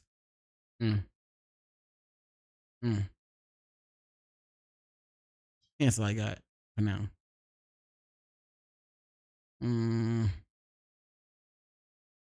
Oh, this shit's dope. This shit's dope though. This shit's dope though. It's a braided tie. So the sentence for today is support black women. This tie, you see up close. This is a tie we got when we was in Atlanta. I saw a lady in Atlanta wearing it, and she asked for a picture. And before I took a picture, I asked her, before we do anything, where'd you get that from? And she said she made it from scratch. And a week later, she sent it to me. Her braid page has 11 followers, and she's never sold one of these. And I think, no promises, but after today, that might change. Because I don't know about you, but gas. And it's customized. She sent me like 3 or 4 of them. Some of them got pictures of me, my wife, my kids. This one got my wife. And then some movable pieces. Like, the creativity is on a different level. Yeah. That's kind of crazy because it'll look like it can look like a like if you have a beard and it drops down far enough, it could look like your beard extends to being your tie. So that could be cool as fuck. But I don't know, man. Her name is British. Shout out to British. I don't really wear ties anyway, like wearing comfort clothes.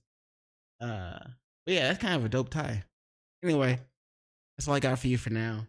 I might come back later and play some Stellar Blade, or maybe FNAF, because Stellar Blade. And also, I did download Red Dead Redemption 2 because everybody's been telling me to play that.